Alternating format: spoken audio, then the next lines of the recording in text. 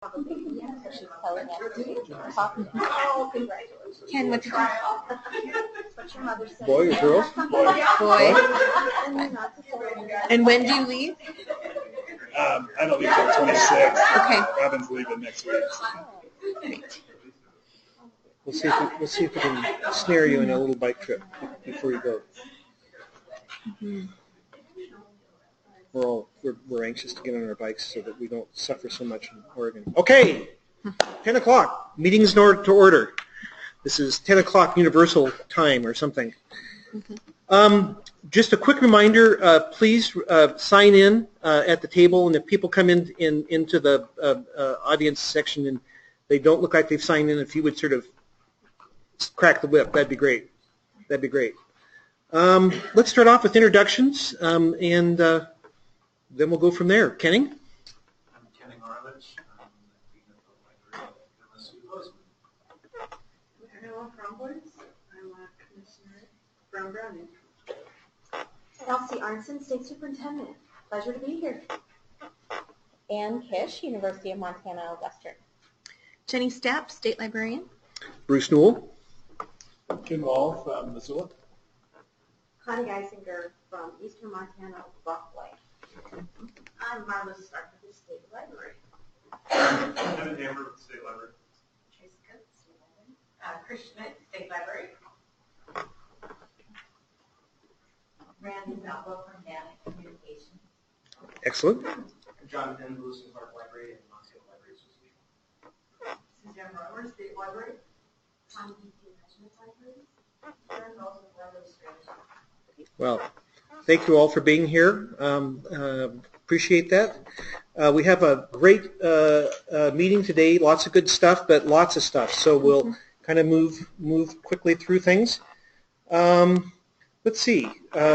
We have minutes from February 12th, executive minutes from the 12th and from the 14th that all need to be reviewed and approved. And I have a ringing phone. I apologize. Yeah, I was going to say, yeah. Pardon me? What? Okay, sprinkles. It's a legislative policy that if somebody has a phone ring during a meeting, that the next meeting they have to bring donuts. I will bring donuts or sprinkles. Make up your mind. Oh, Donuts with sprinkles. Donuts with sprinkles. Yes. Yeah. Okay, let the minutes reflect. Donuts with sprinkles. So may I just make a word of introduction to the minutes? Please. The first February 12th meetings, you have the meetings from the public meeting where we were called to order for that meeting. Typically when we've done executive session, it's been as part of our regular commission meeting, but you'll recall that we had a special meeting with our attorney on the 12th, and so we did call ourselves into a public meeting and then closed into executive session. That's why you have the two sets of minutes from the February 12th. And as a reminder, we do the written minutes for the executive session portion, and then those are collected after action is taken.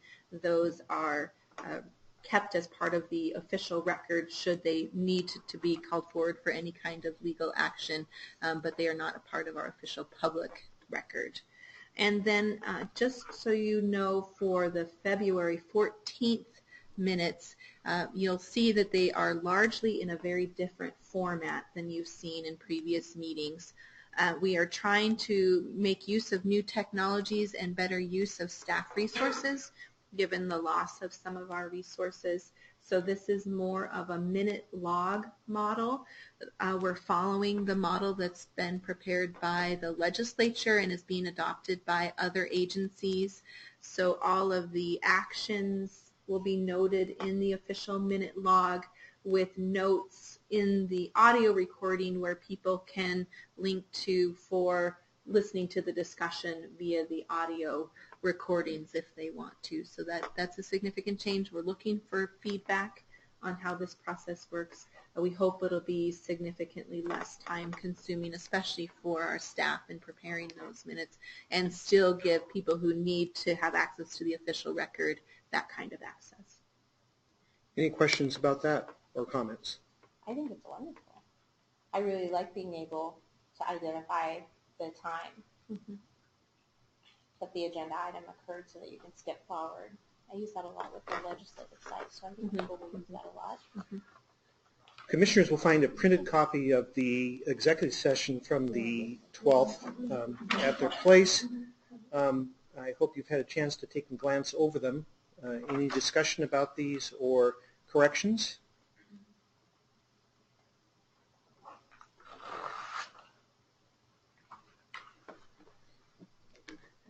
Hearing none, do I hear a motion to approve both sets of minutes for February 12th?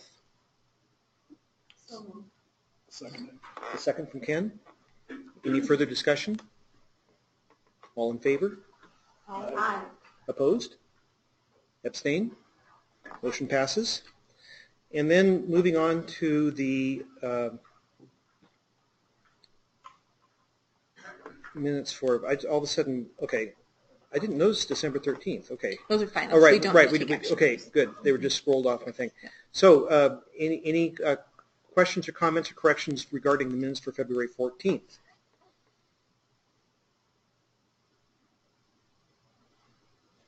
Hearing none, a motion to approve. Thank you, Kenny. Second?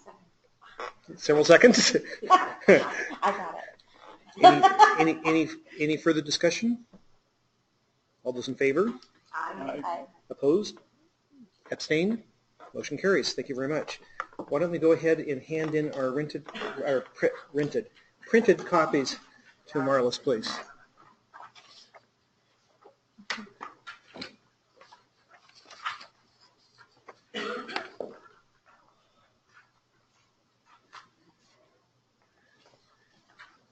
And for, without belaboring it, the executive session was regarding a personnel matter, and as such is a matter for executive session. Next item, your report. Thank you. So first, just a formal statement that I am actually going to read, if you don't mind. The State Library received an adverse finding in the final investigative report from the Human Rights Bureau that was discussed in executive session pertaining to the ongoing discrimination complaint. We have opted not to settle that, and we are continuing with the Human Rights Bureau process. The next step will be discussed in a contested case proceeding with the Department of Labor and Industry Office of Administrative Hearings. Okey-doke. On to happier news. I had Yes, mentioned thank you. at our December meeting that the State Library had received a complaint from the U.S. Department of Education Office of Civil Rights regarding American with Disabilities access to the State Library website. We knew that schools and libraries all across the country were receiving these official complaints from the U.S. Department of Education. At the time, we had decided to enter into a voluntary agreement with the U.S. Department of Education whereby they would review our website and come back to us with any recommendations that we might make to improve the overall accessibility of our website. We had submitted our intent to enter into that voluntary agreement at the end of December. We just heard last week that the complaint has been dismissed. Largely the complaint has been dismissed because of the volume of complaints that the U.S. Department of Ed is receiving and the amount of work it's taking to review those complaints. So I do think we're doing a very good job in providing accessibility to our website. That's something that we continue to acknowledge is of critical importance to us. The fact that this complaint has been dismissed doesn't relieve us of our duties to ensure accessibility access to the website, but we are no longer under that kind of obligation from the U.S. Department of Education. That was a bit of relief for our staff, for sure. So is there an ongoing effort to pursue kind of evaluating our website and making improvements? There is. We took a number of steps at the time. There is a web checker, an online web checker that anyone can run against their websites to look for places of ADA concern, And so we make use of that tool and regularly check our website. We have in the past worked with volunteers from the Talking Book Library to test changes we've made to our website. That will continue. We also got copies of all of the necessary documentation from vendors that we work with that describe the accessibility from vendor-related services that we incorporate into our website.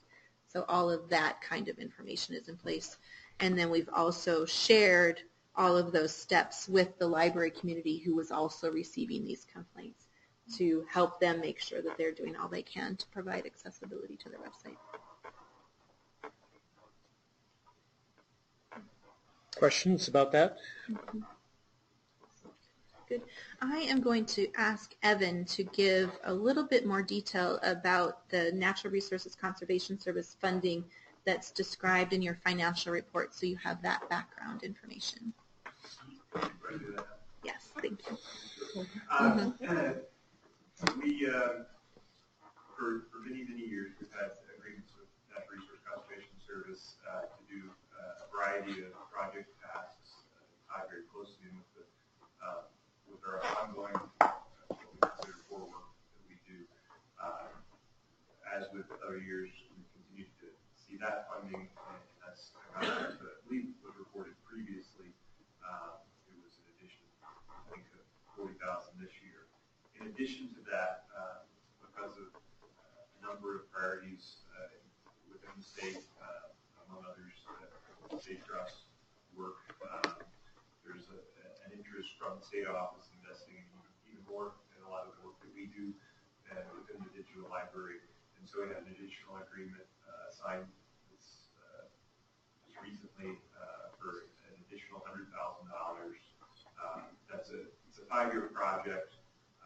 It looks like the majority of that work will be up front. And most of this work is going to be related to updating and improving our wetlands and land cover data sets.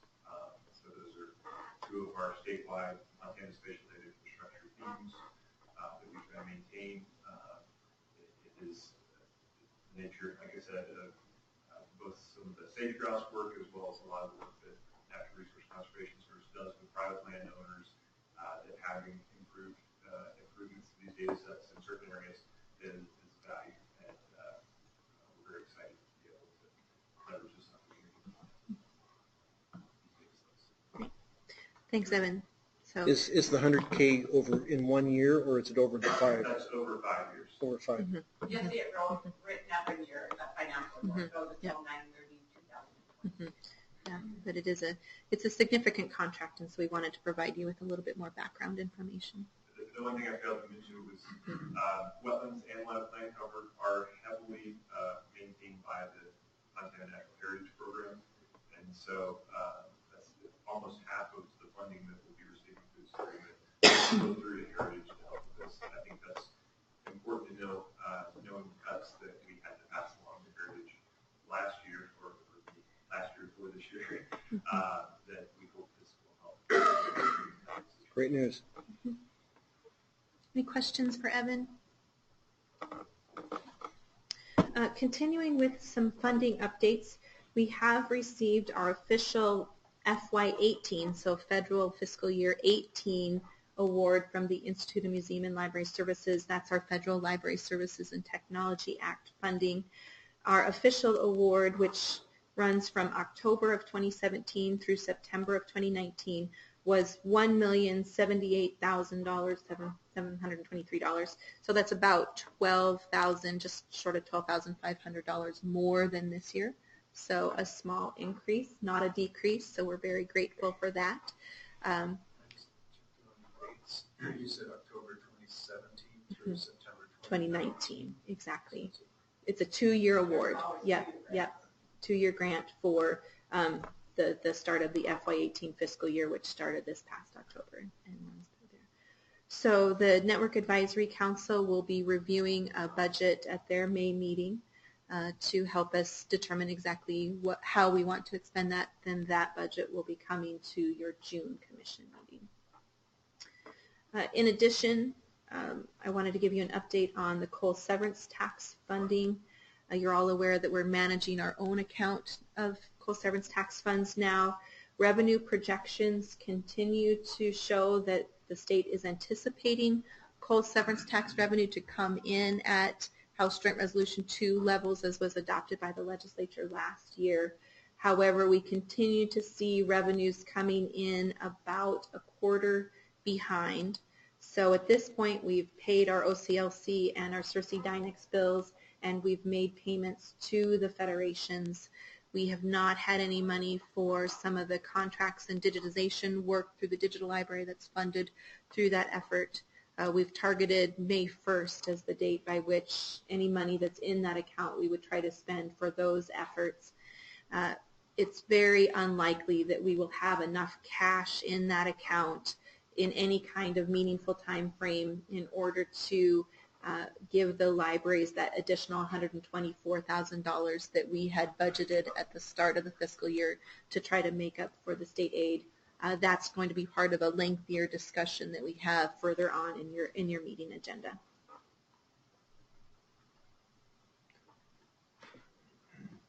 Questions about funding? I wanted to first make you aware that we have completed the FY16-17 financial compliance audit. So we're very grateful for that. I think they were in our office for about 5 weeks. It was a little bit different process than normal. Typically they'll come in a couple of different times over a biennium where they'll look at the first fiscal year and kind of lay the groundwork for their subsequent work, and then come in a second time to wrap things up. They are behind, I think they're short-staffed as well. So they came in one fell swoop, and it was an extensive amount of Chris's time spent working with the auditors in February and into March. But that has concluded. We will receive their report in June when it's presented to the Legislative Audit Committee. We're tentatively on the agenda for a June Audit Committee hearing, and then at that point we'll be able to make that report available to the public.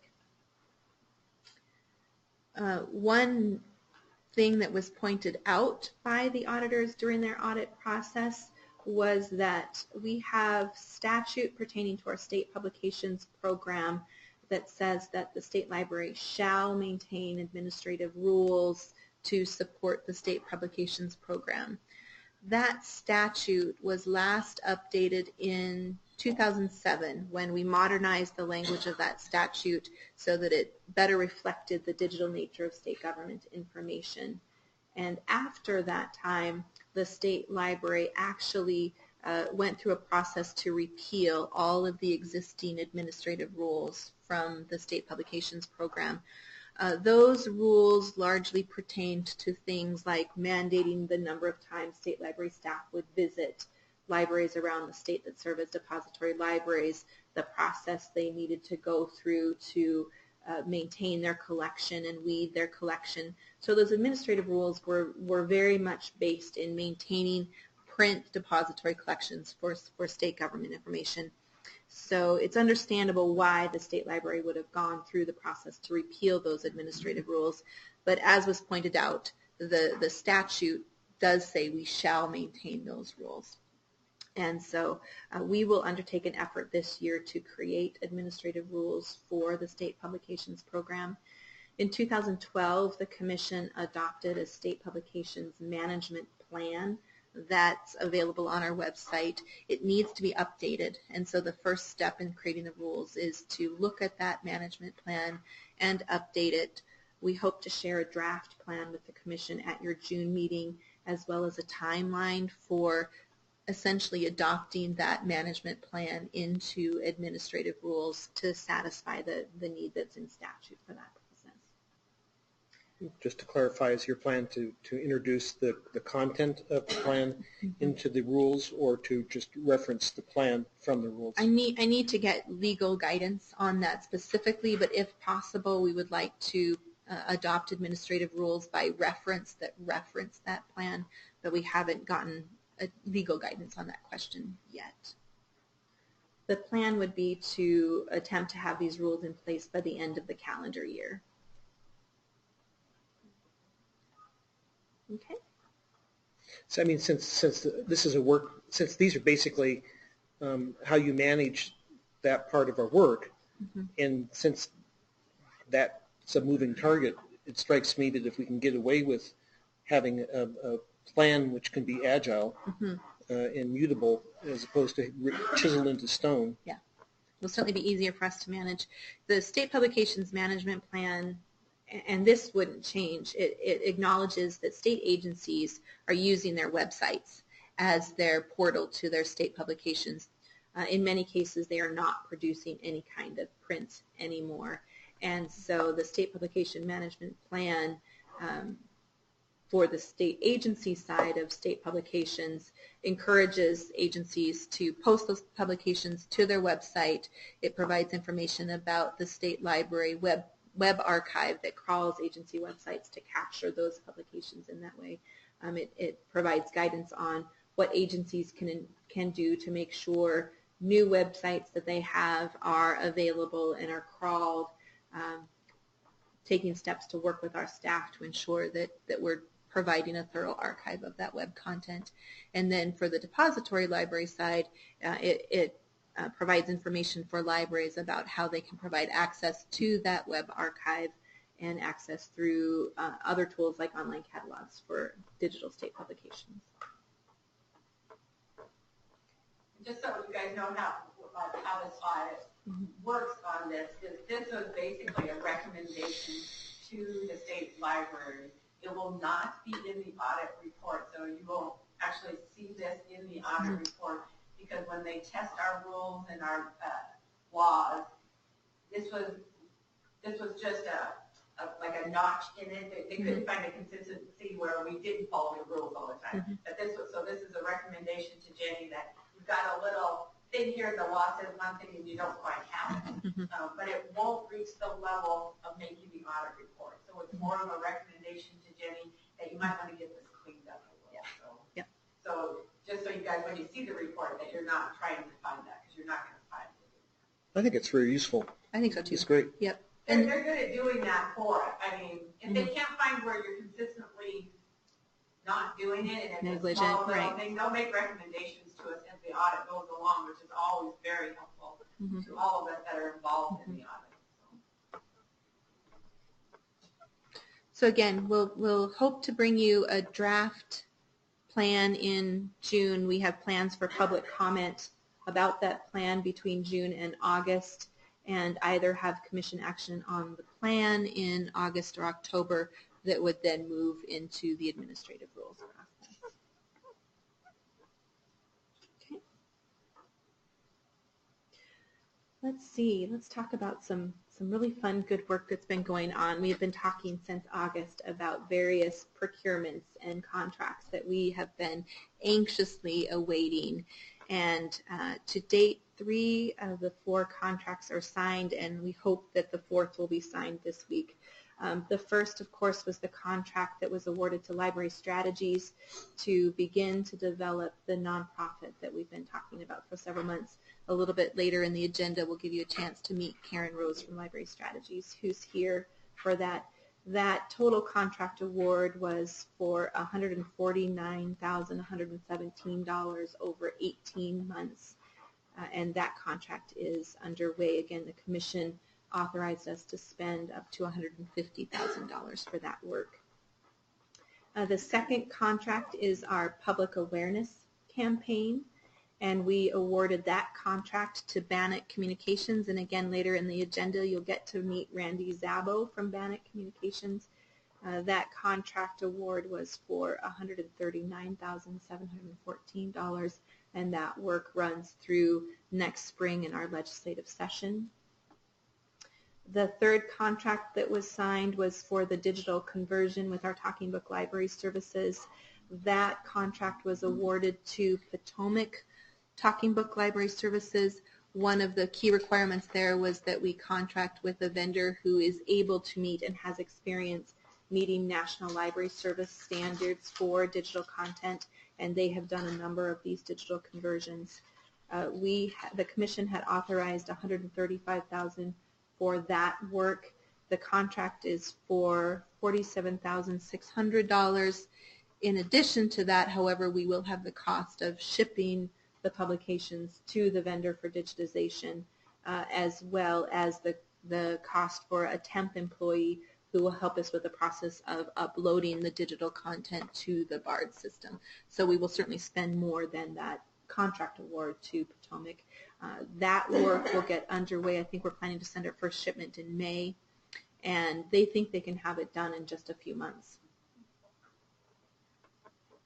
And then the fourth contract is for the Next Generation 911 Geographic Information Systems Assessment. We went through a bid process for that, and again, we're in negotiations on a contract with a vendor to complete that process. And we hope to get that contract hopefully signed this week, if not in the next week, and get that work done as well. So. It's great to have good news. Phew. Staff have been very, very busy, and we have learned a lot about the procurement process.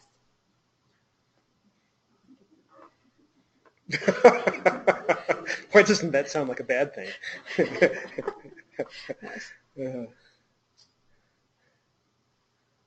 Any questions about that? Like I said, I'm really glad to have both Karen and Randy here, and you'll have a chance to meet them a little later in the agenda. The final thing I wanted to mention is the program inventory that we will be working on with the Governor's Office of Budget and Program Planning. I had mentioned in February that we were waiting for instructions about the executive planning process when we begin to think about our budget planning for the next legislative session. And then on February 15th, we received information from the budget office that we would not be going through a typical EPP budget planning process, that instead we would be completing what they're referring to as a program inventory. Originally, those inventories were going to be due April 16th, but we only just got this instructions last week, and so they've pushed that date out to May 18th at this point. Really what this program inventory is an online survey that we will take. They are asking for information about each of our unique programs tied to statute. So the work that the State Library does that is unique, that has basis in statute. They're going to ask us to identify the program. Largely the survey is a selection of drop-down menus, so there's not a lot of leeway for us to provide additional information, but they want to know why the program exists, the purpose of the program and what it hopes to accomplish, how long the program has been in existence, the population the program serves, how many people are served, the fiscal size of the programs based on the most recent fiscal year, how the services are provided, the type of funding, the source of the appropriation, and then additional contact information. So we will, Chris and I will sit down on Monday and start to look through what the details of the program inventory. Chris will take the lead on it. At this point, we're not being asked to tie the program amounts to any kind of budget. We're not including things like administrative costs or any kind of overhead or fixed costs. We have been told that there will probably be multiple iterations of this program inventory. So this is brand new for us.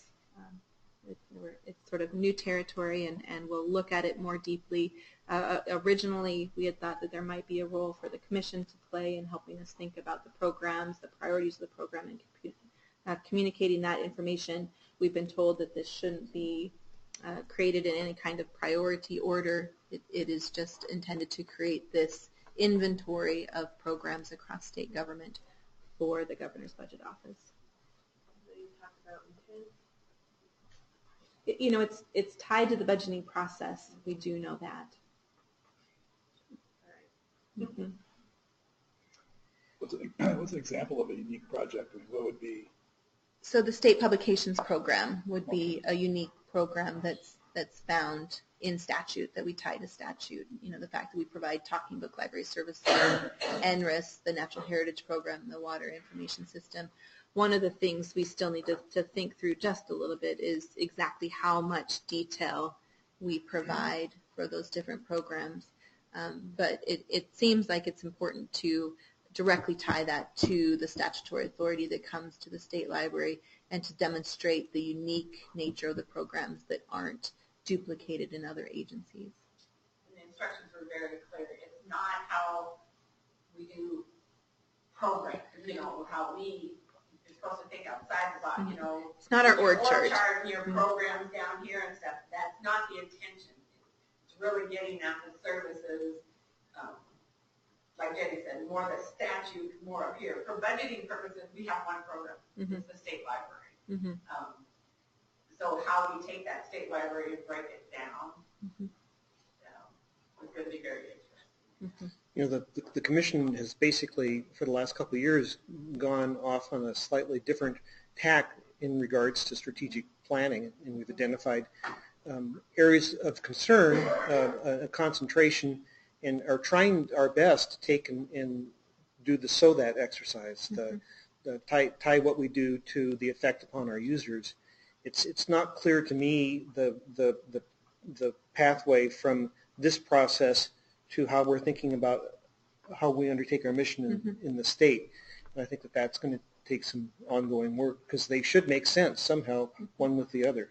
Is there a partnership component to it? No. The questions I read are the questions that we will be answering in drop-down boxes. We have a 200-word limit to describe the purpose of the programs. So I understand it's tied to budget, but is it really just the state looking at every single program that they have with the intent of checking for duplication and looking for savings? That is one of our concerns. So what if there's a That's what it program sounds not like. tied to statute? Because of mission of the mission. Yeah. We would have to think about that. I can't think of a program that we have that we do that isn't in some way tied to statute. It's just, this has seemed to me to be a fairly vague way of describing what we are, what we're doing, where the gaps are with our aspirations, and how we would how we're trying to basically redesign programs to meet those unmet needs. So it's probably just as well we have Randy here with us today. Yeah.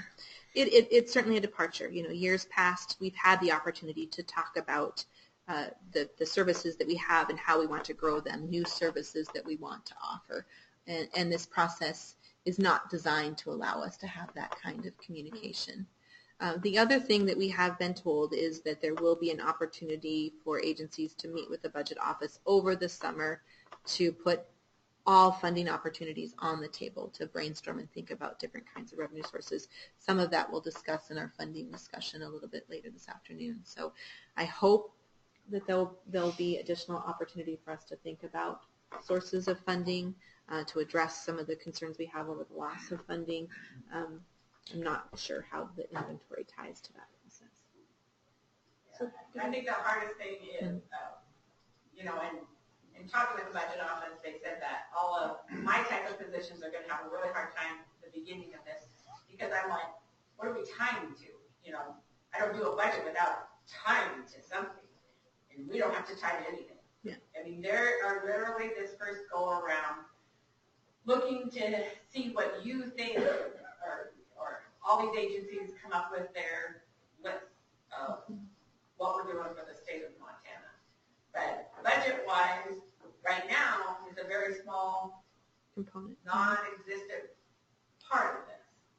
And they're very clear that this is just the first process, but not knowing, like you had pointed at the end, what they're doing with this, where is it going, is very hard, I think, and I say this for all agencies. I mean, I'm going to come up with a number that's,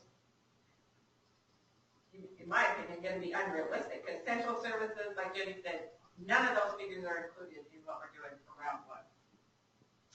So.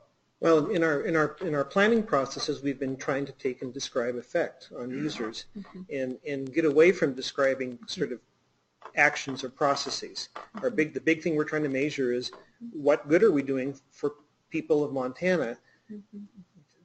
This doesn't talk about what good. This says, what are you doing? This is back to counting CERC. This is CERC count as opposed to, Very much so. Yeah. and so I think that's going to be a struggle. You know, there is this block, the purpose and hope in the 200-word limit, where I think we can say, so that we provide this information or this service so that, but it's very limited. I think the intent and the possible outcome that we have to look at is the management of that budget for the service of individuals that are in the field. And even though this is the first, there's going to be iterations of many of these things. I think we have to look at that at the very end as much as we are going into the initial stage. Well, I can almost guarantee at the very end, it is going to have to tie to hospital too. I Yeah. mean,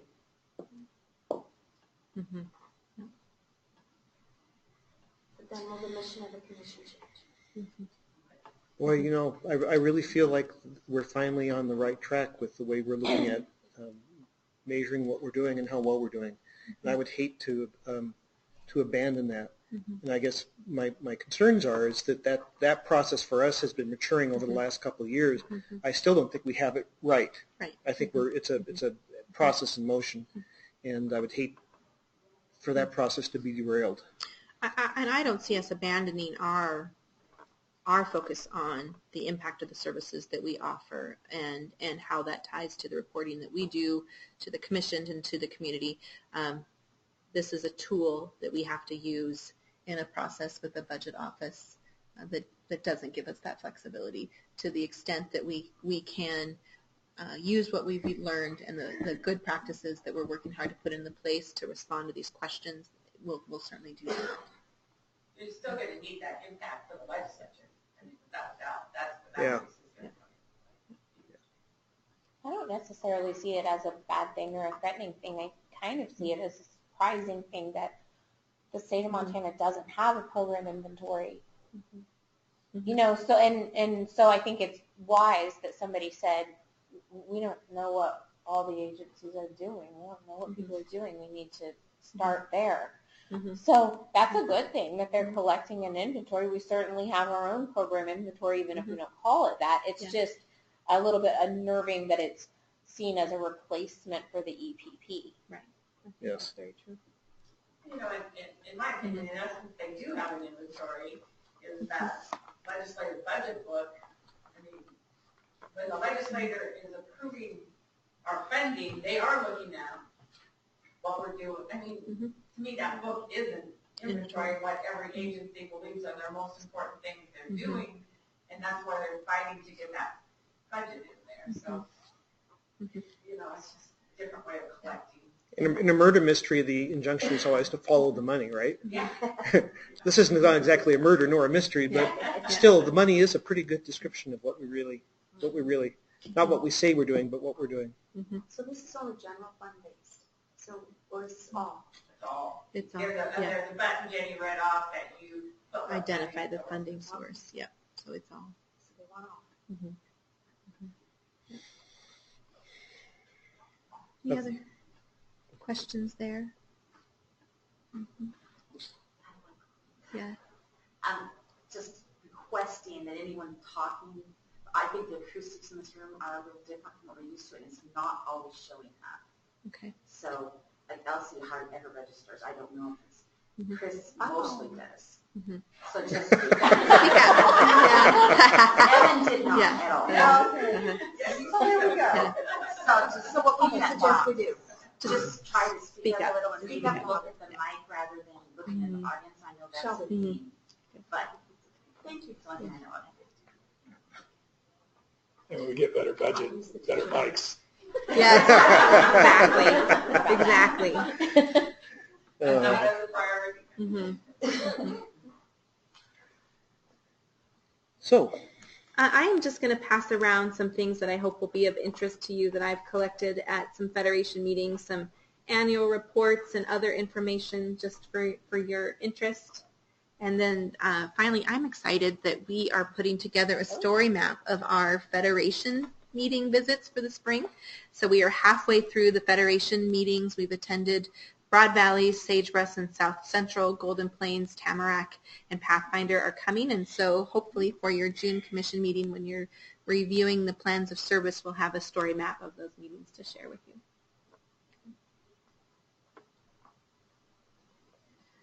Any questions for me?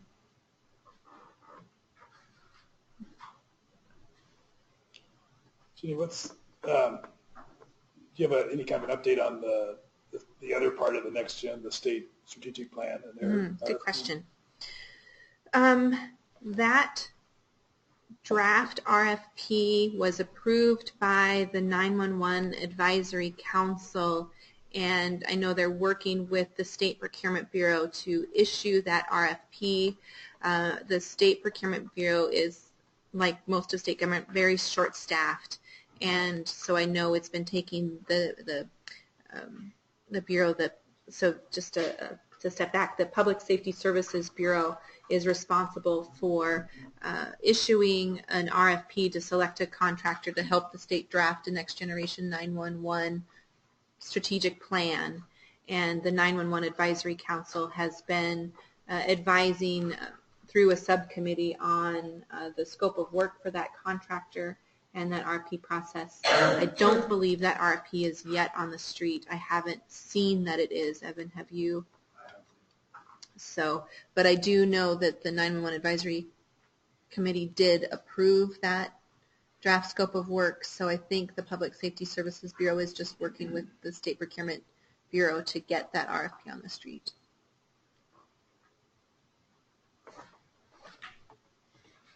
I don't know if I mentioned that I'm actually acting as chair of the 911 Advisory Committee right now while the state is recruiting a new Chief Information Officer who typically serves as chair. Other questions? I want to comment back to the accessibility discussion. I think this is a great professional development opportunity for us, for librarians across the state. We're either going to fix a problem that we create, or we're going to be in a constant state of remediation, which is, letting these web checker tools out on our websites and then fixing the problems that they find. And the problems basically come down to the fact that most of us tend to create unstructured documents when we're creating documents in Word and then converting them to PDF and then sending them up to the web. If we don't start with structure, and structures are available as styles in Word. So a machine, what we're basically talking about is machine readability, right? The machine, in this case, being accessibility software. And the machine not only needs to be able to read the text, but it needs to be able to know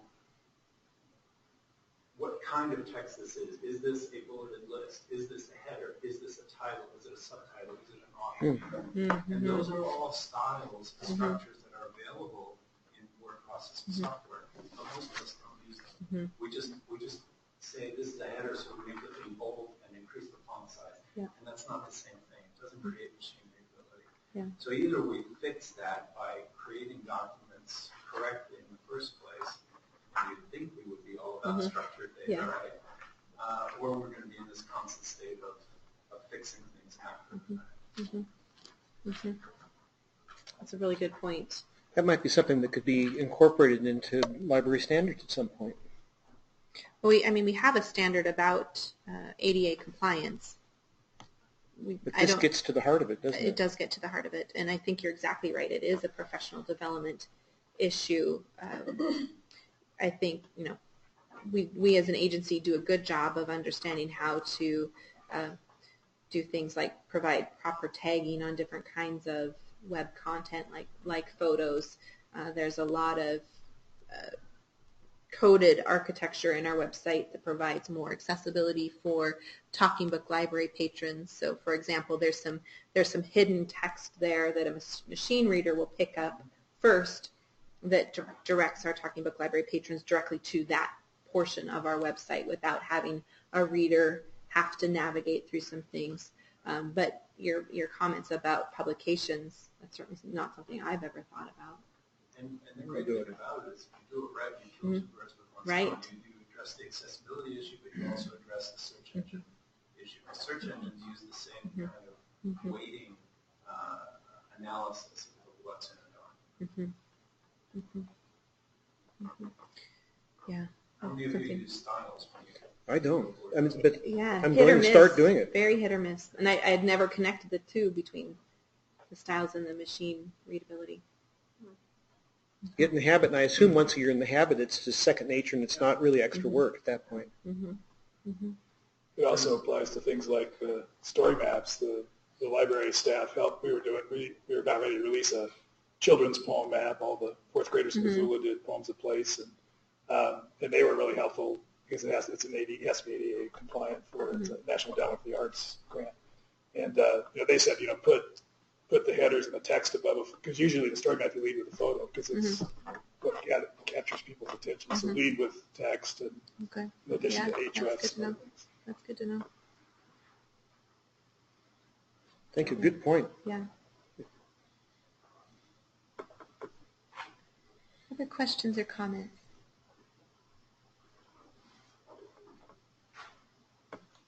Ready to move into the financial report? Yes.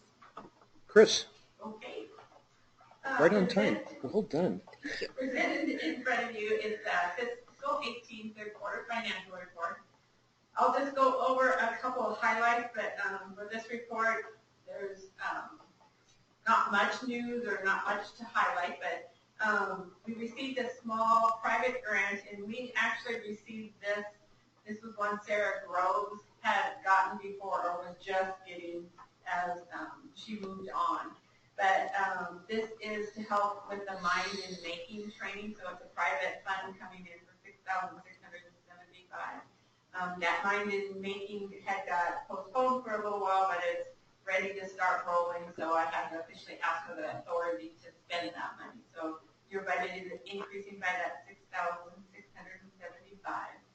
I just put a little note in here since Jenny had mentioned we have big projects about ready to take off with that trust fund that you guys have already approved those projects.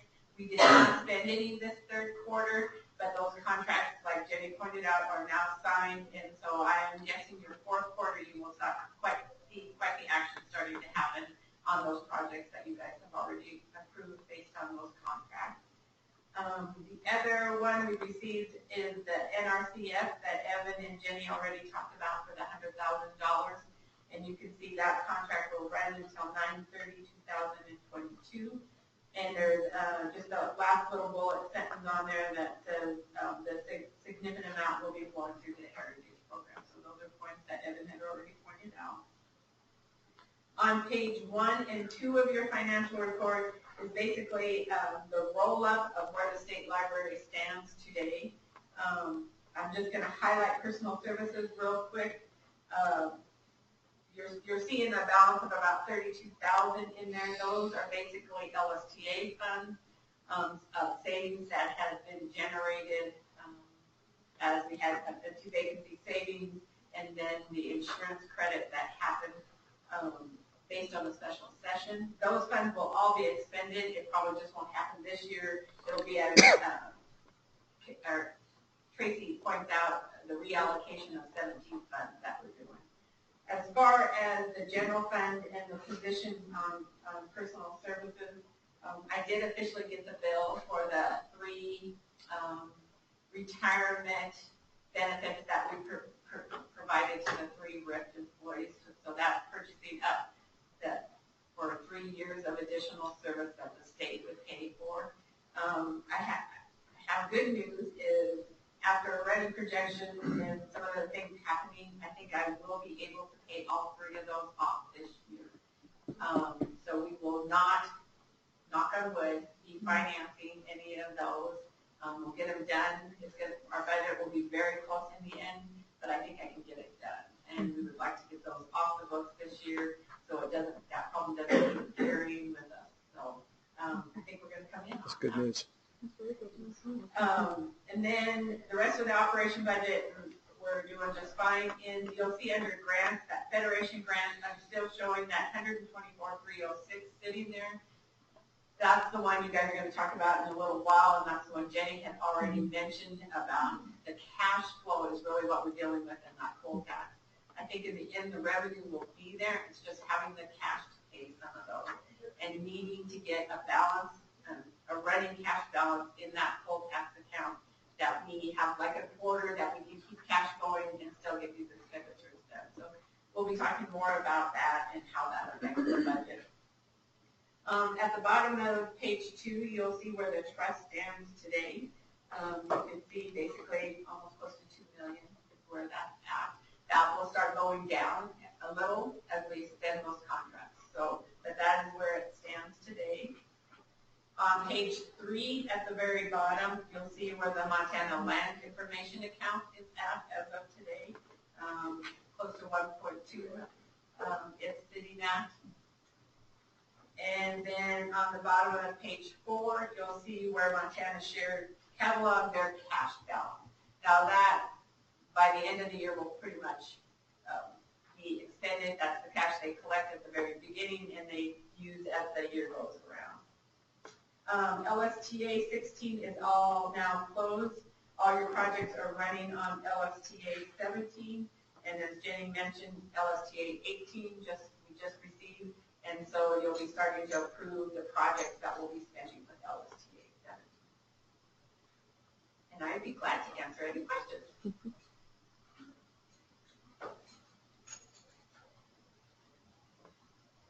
Hearing no questions, do I hear a motion to approve the financial report as submitted?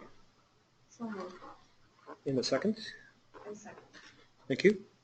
Any further discussion? I'd like to say thank you.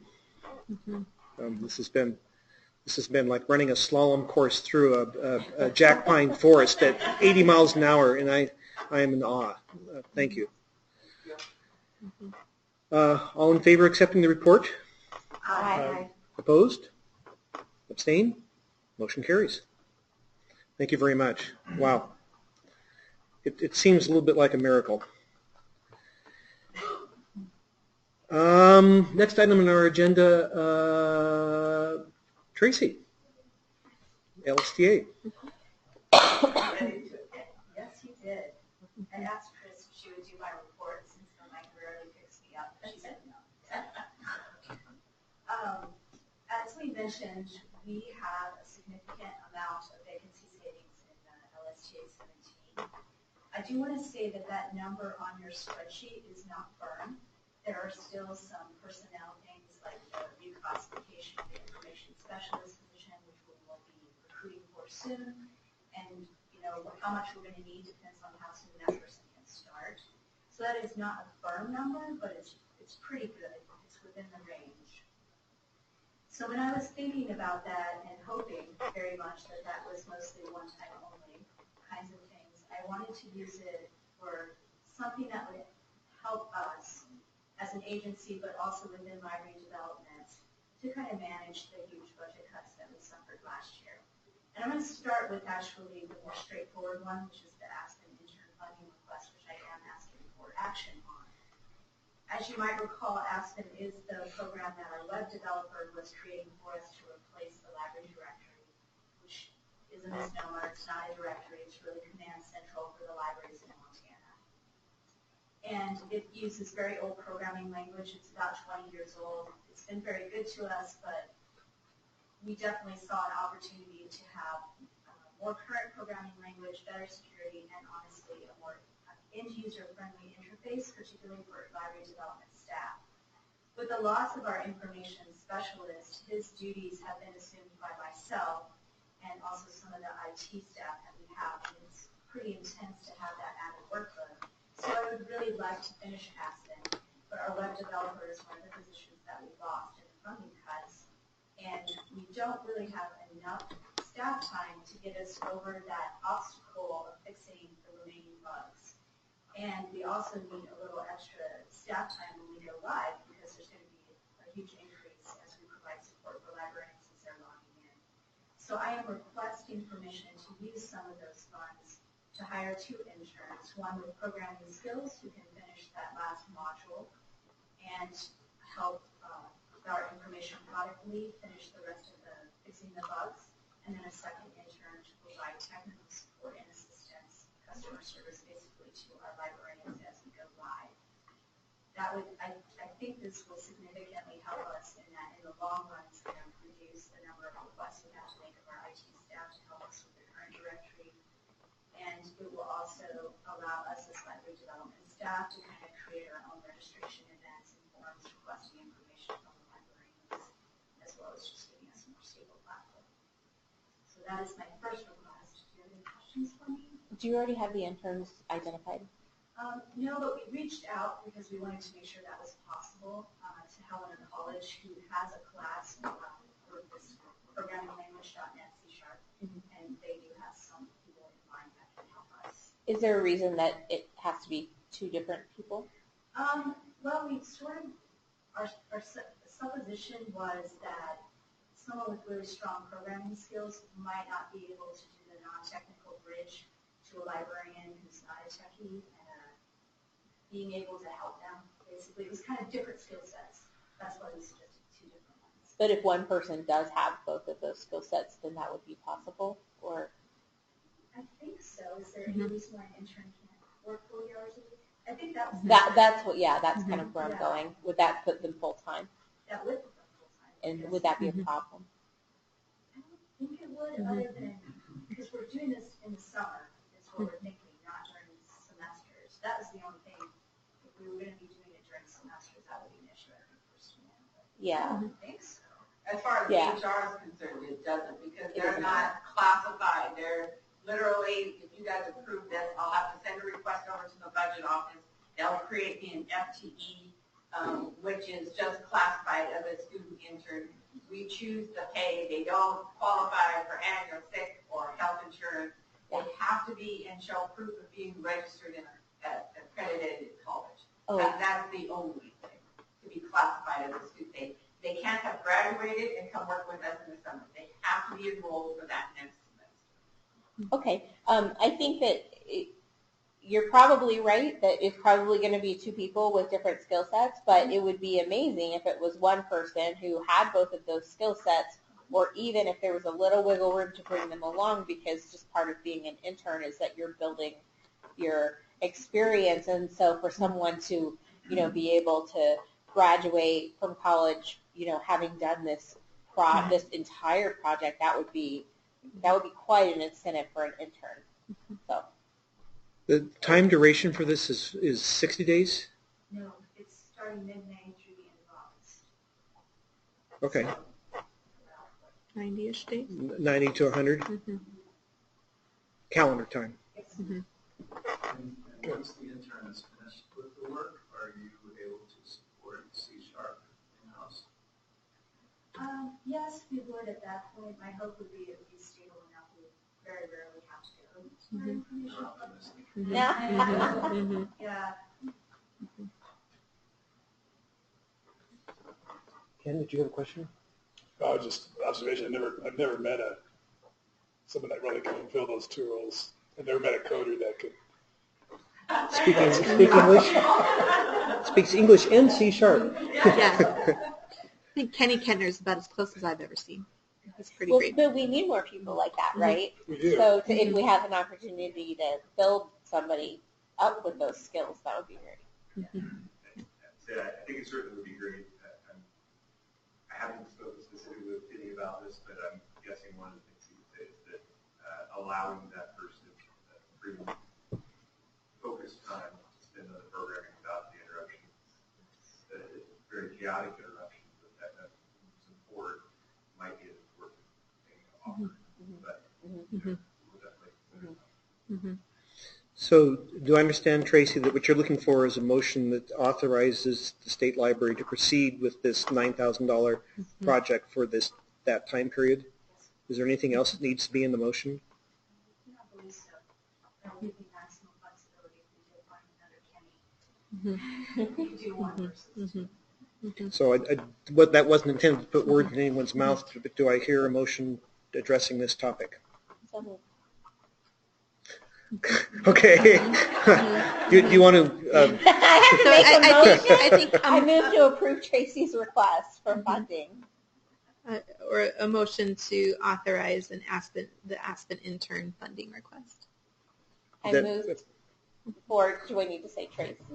I moved for to authorize the Aspen internship funding request. Great, thank you very much. Do I hear a second? For a definite amount. For, yes, for what was it, the 9,000. 9,000? Do I hear a second? Connie? Any further discussions or questions for Tracy? So one other question. Since when this was first conceived, Aspen first conceived, and now, has there been any movement in the market that there would be a commercial product like this that would serve the same purpose? That is a great question, and I have been talking to Montana Interactive, whom the state has a contract with. And there isn't anything that really does quite what this does. And I don't know how many of you know Kenny Kettner, but he's just really a very intelligent man. And as I've gotten to work with him on this project, I've kind of asked him that question because it's like, are we at a place where we should use it out of the box?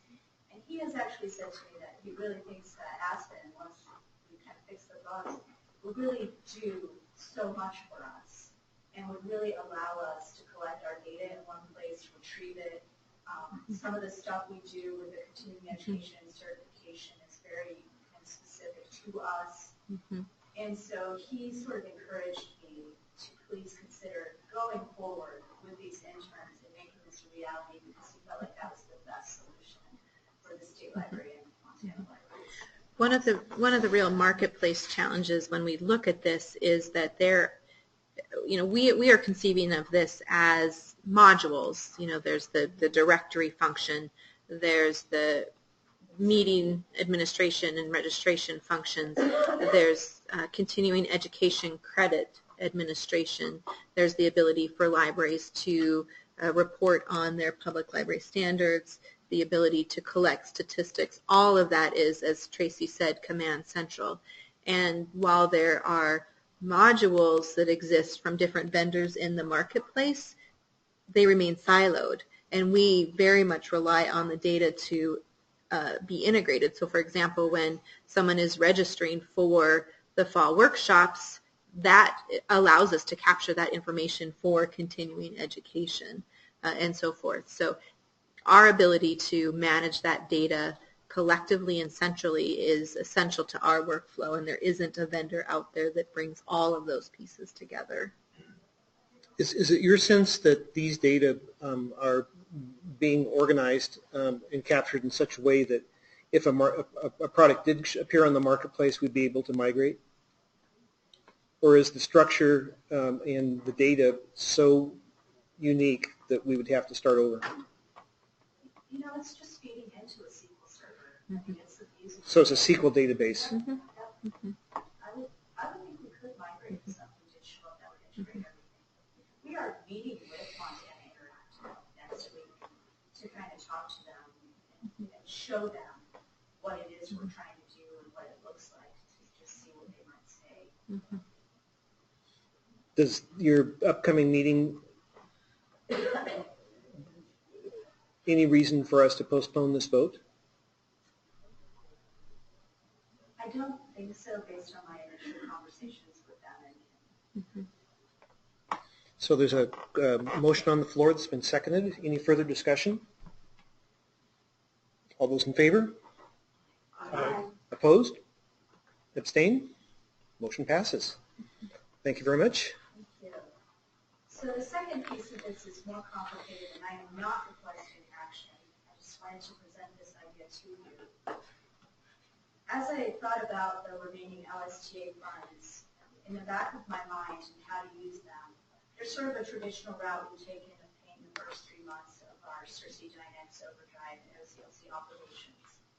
But I knew we had these two kind of problems. One of the capital and coal tax, and one is, for me, what is becoming obvious, or seems likely, that we will be unable to honor our commitment to public libraries that we made in June of 2017 when we said we would award one time only $124,306 of coal tax to public libraries to make up for the loss of state aid.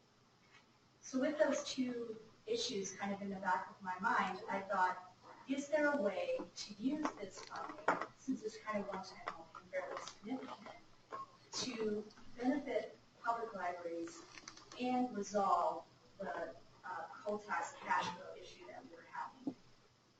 And I presented this idea to Jenny and Chris and Kara Orban, our LSTA coordinator, to get their feedback on whether or not it was feasible. As I mentioned in the memo, I am suggesting that we take what funds are remaining and apply them to the OCLC contract. I had mentioned that my preferred option was number one, but that was because I was coming at it from that perspective of trying to somehow honor our commitment to public libraries and give them some relief. I'm opening this up to discussion because we do have some options here, and I would like to kind of get your feedback on what you think of my proposals and the three options that you see in the memo. I think it would also be wise to talk to librarians about this idea of reducing their OCLC bills. That would help us with the cash flow, and it would also give them something because they would see a reduction in their bills. They would have to plan for the following year to make sure they had the funding to pay for the full OCLC costs, because it would go back in FY 2020. So we could continue with the traditional route. That might help a little bit with the cash flow, but not significantly. We could choose my preferred option of applying the discount to public libraries only in an attempt to honor that commitment that we made. Or we could choose to apply the funding to the entire bill, which would give a smaller discount, but would benefit all types of libraries, and does fit with our tradition of all for one, one for all. It's actually a very tough decision. So I wanted to present it to you as a discussion point today to get your feedback or questions you have. I would like to talk to the librarians, since we have a chance here at the Library Association to see if they have any concerns or what they think about this idea as well. And then I would like to also take it to the Network Advisory Council to have them give a final recommendation to you as a board at your May special meeting. So do you have any questions for me? Very complex issue. So there was mention about it helping with cash flows from the coal severance tax. And I guess I was trying to wrap my head around, is that something, is that a suggestion that we need to build that so when things come up, we're not waiting for the next deposit? That's exactly it. So right now it looks like revenues are coming in about a quarter behind. So the $124,000 in coal severance tax monies we don't anticipate receiving before the end of June, which means there would be no opportunity for public libraries to spend that money this fiscal year. So any monies that came in between probably around June 1st and the end of that quarter would be for the end of that quarter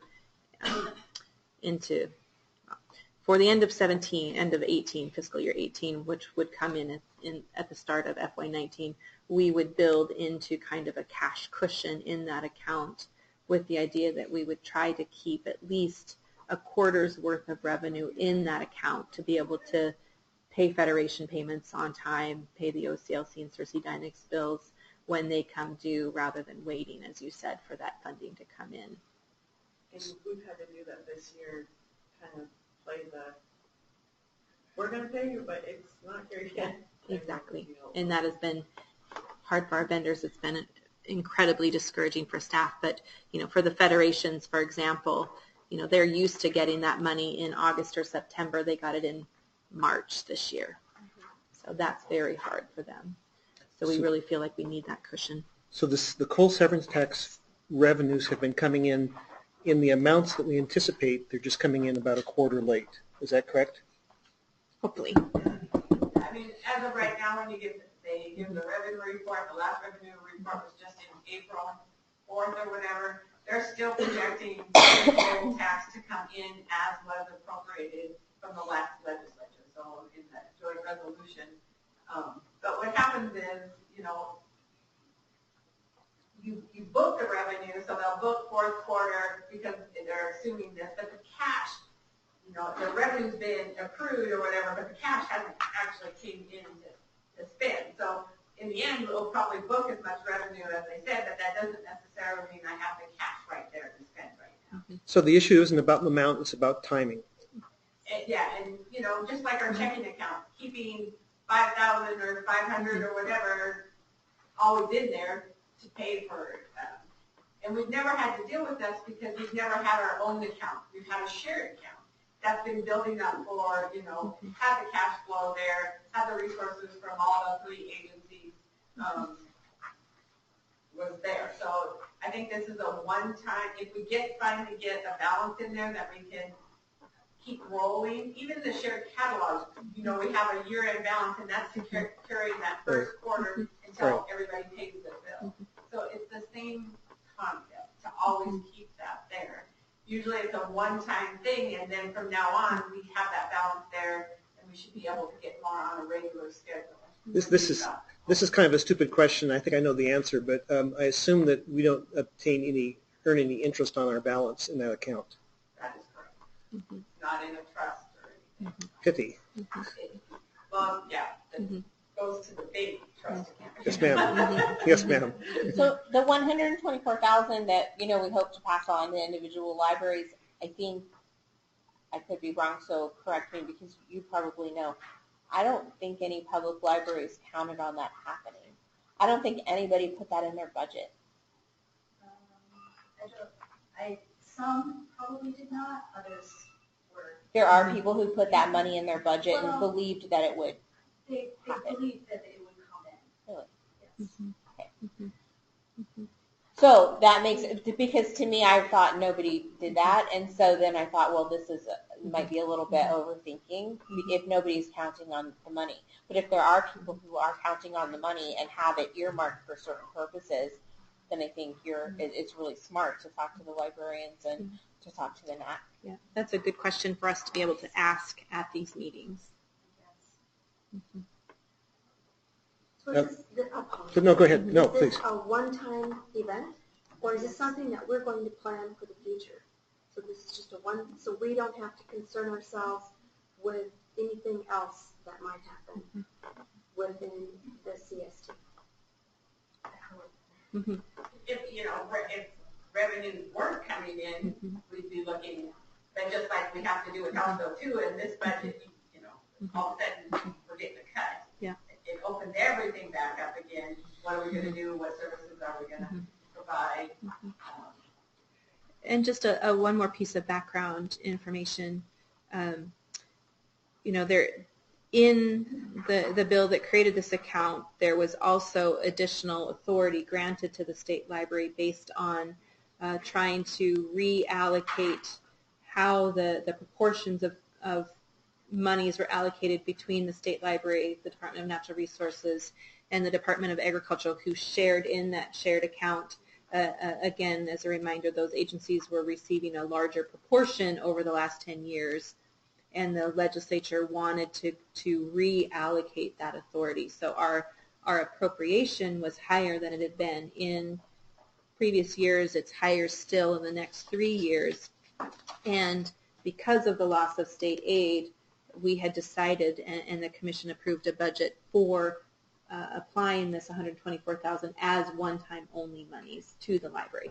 So in that sense, it is a one-time issue with all the best intent of wanting to help the public libraries as they face that state aid.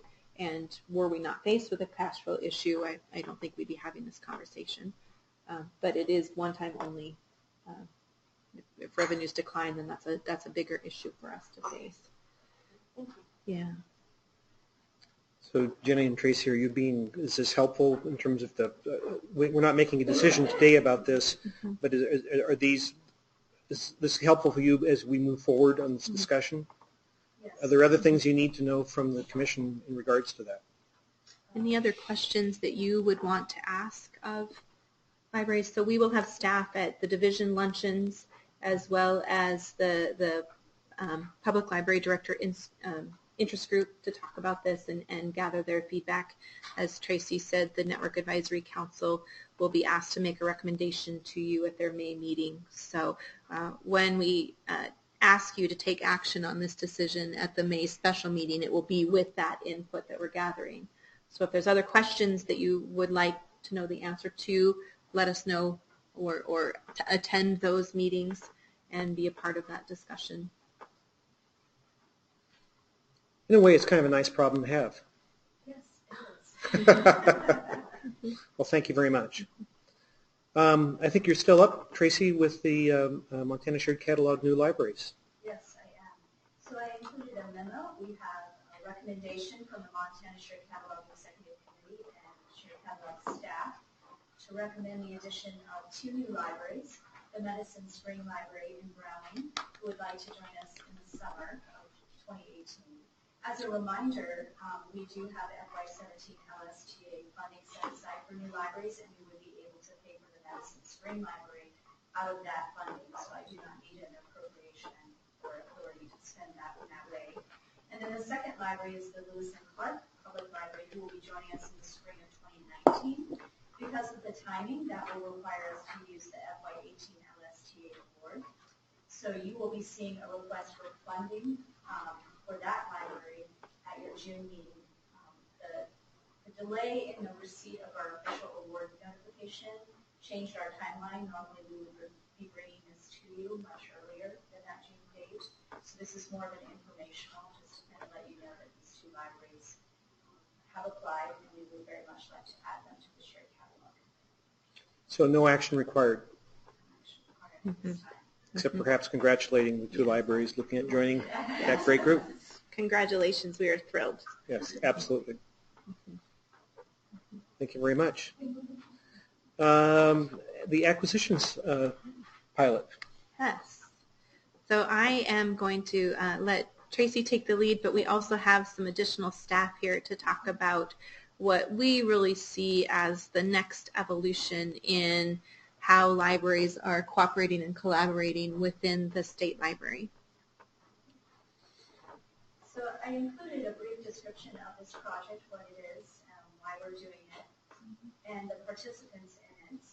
A little over a year ago, the Shared Catalog staff kind of let me know that it would be great if we could get libraries to come together to do a more standardized process and have more standardized policies for acquisitions in particular. And that really lists the reasons why it does create problems for patrons. There's some conflicts within the system, and reporting and so forth would be easier if we had standards. Serendipitously, shortly after that, the Missoula Public Library approached me to say, we are going to do pre-processing, which is a way of working with vendors and automates some of the process of cataloging and processing the materials the library gets. And they knew that it was a big process and required a significant amount of staff time, so I connected them with Imagine If libraries who've been through that process, and hence was born the idea of this acquisitions pilot project. So we were contacted by libraries who were thinking about this. We included them. I also wanted it to be something that would work for any size library in our tradition. Anyone who wants to play can play. And so I asked some smaller libraries to join us as well, knowing that they might not take full advantage of all of this automation, but I wanted to make sure that we didn't forget them, and that whatever we built would work for them too, should the opportunity ever appear for them to use this product. And so that group came together over the course of the last year. We've been hammering out the details, talking to the libraries, and as you saw on your timeline, we're getting ready to really do the heart of the work. Coming together, having these standard policies in place to have a recommendation that these libraries would follow, and any new libraries would be required to follow those standards as well in making acquisitions. And so we're just here to kind of give you a little update. I asked, Elizabeth Johnson from the Missoula Public Library, the Assistant Director, Connie Behe from the Imagine If Libraries, and Jody Oberweiser from the German School Library. And I asked them to just kind of talk about why they agreed to participate and what they hope to get out of it. So just, Connie, do you mind starting? Okay. Can we ask you to maybe come stand close so we can pick you up on the mic as well? I think right there is great. Okay. Well, you asked me to describe why we are involved, and also if we feel comfortable with the And we agreed to be involved because we've seen firsthand the kind of benefits and impact that this can have on services to the public. When we went to automated acquisitions, we were able to reallocate 56 hours a week of time from technical processing to frontline face-to-face interaction with customers. It streamlined our operations, and we operate with lean micromanagement wherever and whenever possible. This takes care of several things in the lean library management philosophy. It eliminates bottlenecks at the state library when providing these types of services. It also makes them more efficient. It eliminates bottlenecks also for our customers. So we had done this because we were strapped for resources and wanted to have more face-to-face interactions. We knew it wouldn't hurt our customers, but we did not anticipate that it would take our processing time from 3 months to 3 weeks to get a new item out to customers. And we would like to have other communities in Montana be able to take advantage of this as well. And when you look at the way our culture and society has changed, face-to-face interaction is at a premium. And the Aspen report says a major thing that libraries can do is be a connector in our communities. And that face-to-face interaction is critical for connecting people and human element. So the more that we can automate and streamline the background, the better. And I think this is an excellent example, again, of the tradition in Montana of libraries collaborating in such a successful and generous way. And I feel beyond confident in both Tracy's project management skills and Gemma's technical skills and all of the state library skills of being very diplomatic with various communities of different sizes.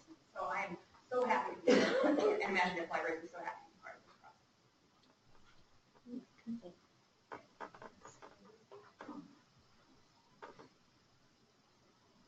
So Missoula Public Library has been moving forward with the creation of a new library for the people of Missoula, Missoula County. And integral to that was to look at how some of our processing was going to change once some of our service deliveries changed.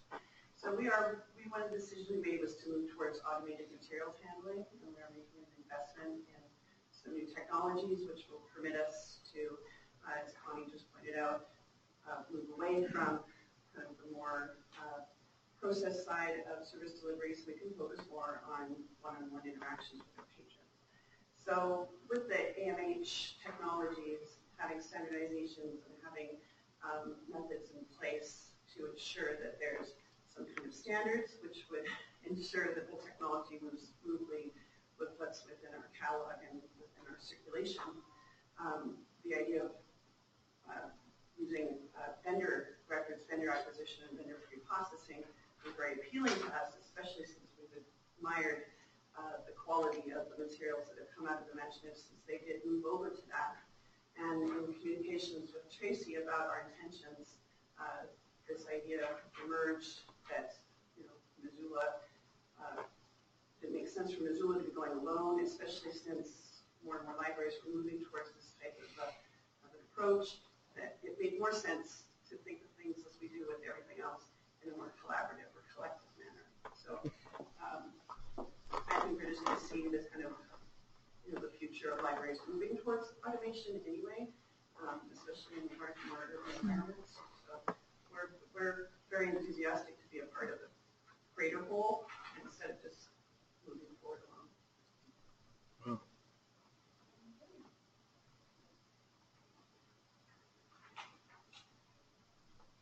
I'm Jody Overweiser from the Drummond School and Community Library, and I wish I was have my thoughts as well thought out and as well spoken as Connie. But basically, 12 years ago, I think it was at least a dozen years ago, Bruce and Bob Cooper and Sarah McHugh visited the Drummond Library to see if we would join the Montana Shared Catalog. And we just jumped in with both feet, and it's been the best thing we've ever done. And as a small library with limited staff, or in my case at that time there was no staff, it was just me. I really relied on the expertise of libraries that had a full library staff. And when Tracy asked me if I would be interested in moving forward with this, I thought we can't go wrong with the support from, and just so that I'm not alone in cataloging and purchasing materials and what works for. The neat thing about this acquisition project is there is some room for autonomy too, so that if your community isn't, or if your budget isn't what the larger libraries are, there's still room for everything to go on and make it work.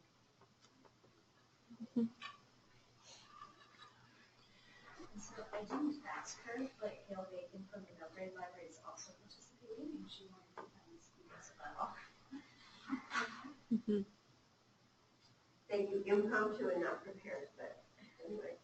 I actually came from a library system in Minnesota. I was a manager in a large system there, about 32 libraries. And we had, at that time, centralized cataloging. So, More donuts. We're gonna be too many donuts very next, full at our next time. meeting. Come to the next meeting. There'll be more donuts. Or cutting you off, one or the other. Wow. Anyway, our cataloging at that time was all done centrally out at headquarters. And so I have to agree with the others who spoke before me. That allowed us as staff to be able to be more invested with the public that came to the door and how we could meet their needs. And so that was a sample of, we weren't quite there with the acquisition model that we're looking at, but I can see where it makes so much sense. So we asked if we could be part of the program. There's something new going on at the State Library. I usually want to get my feet into it because it's such great stuff that's going on. So thank you for allowing us to be a part of it. But I've seen it work on a different scale to a larger library system, and not having that cataloging over our heads. I mean, I'm already thinking about my goals for next year, and I would like to try to investigate having more of a roaming librarian and things like that. But it would be likely that that would be something we have to pull with the cataloging person. So thank you for letting me. Thanks, Gail. This is going to be so much fun for us to watch as it develops. I'm sure it won't go completely smoothly, but it's such a great crew that are undertaking this experiment. It's going to be a kick to watch.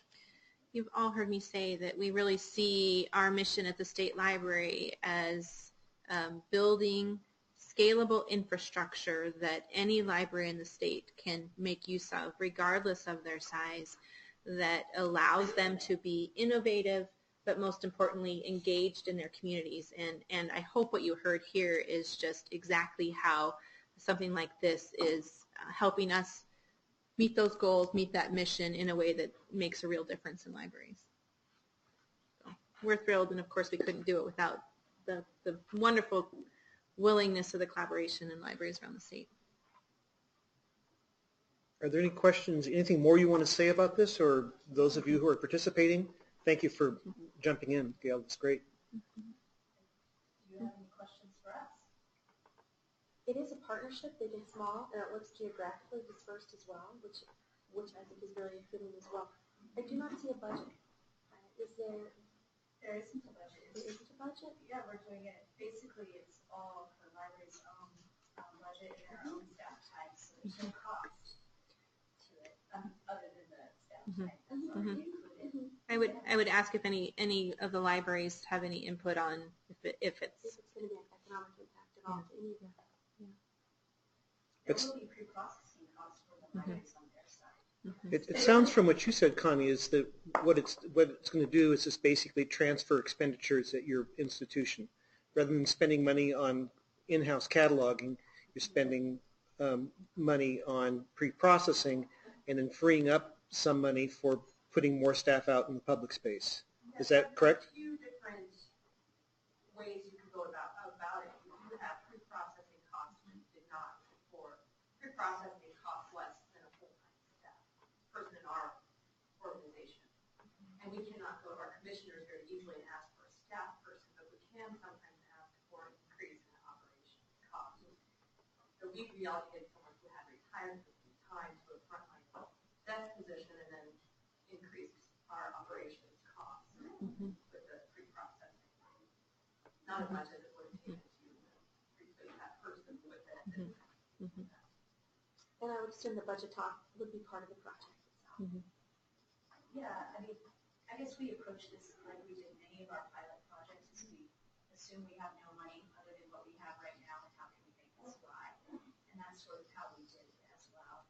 And the libraries, some of them are not going to go with pre-processing because it's not financially viable for them.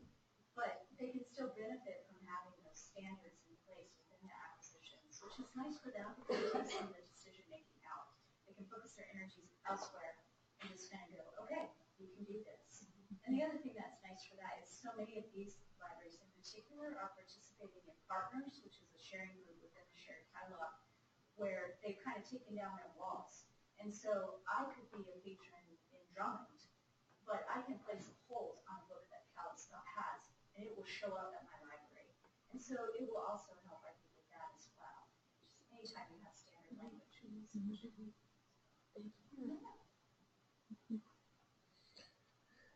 I'm going to assume because we have such a full agenda that people will be responsible for personal breaks on their own without calling a break, unless people wish when we have lunch coming up. So that's all good. Why don't we go ahead and move? Evan, are you ready to jump in here? I saw Aaron just leave. Yes. Timing is everything. Would you prefer that we jump to the next item in the agenda? Yeah, let's go. That'd be great. Good. That'd be great. So let's do that.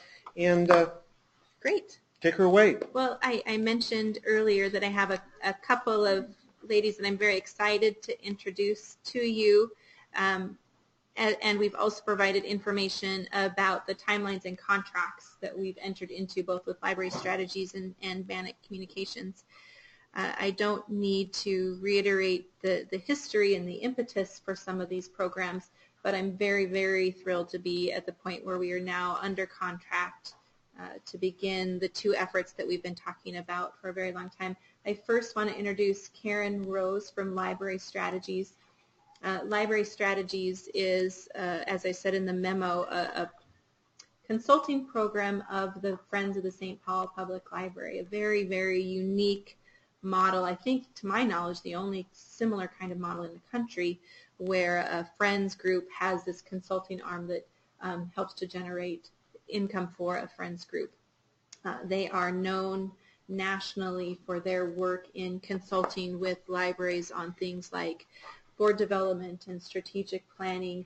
Many of the staff that they have deep background in providing support and work for library foundations. And so through a request for proposal, they were selected as the contractor to help us get this idea of a separate nonprofit off the ground.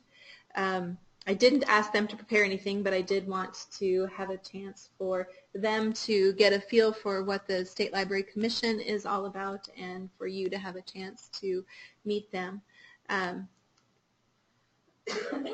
Where we are with the Library Strategies contract, we have just signed that contract, and we're at the point now where we're beginning to talk about the steering committee that will work with Library Strategies to put together the nuts and bolts of what the foundation or nonprofit will look like. So what their legal documents look like, some of the funding policies, the fundraising strategies, those kinds of nuts and bolts, with the idea that at the conclusion of that contract in 18 months, we have a separate independent nonprofit on the ground. The contract includes, we hope, hiring an executive director that would be hired at the conclusion of the contract that would run that nonprofit. The idea of the steering committee is that it has people from the library community, the GIS community, that can help advise us on some of the foundational work of creating this nonprofit, advise us on how best to develop our collaborative model with the library and the GIS community, and also then to transition that group into more of a fundraising board at the conclusion of the contract that is more or less acting independently as a nonprofit. Just a reminder that we do anticipate having a connection with the state library through the state librarian's position and a member of this commission on those boards. Something for that group to talk about will be the sort of any kind of legal mechanisms or ties between the state library and that group so that we are on the same page about how any funding from that nonprofit is used to achieve the goals of the information community. Again, those are details that will be worked out by this steering committee, and we're very grateful to have the leadership of Library Strategies.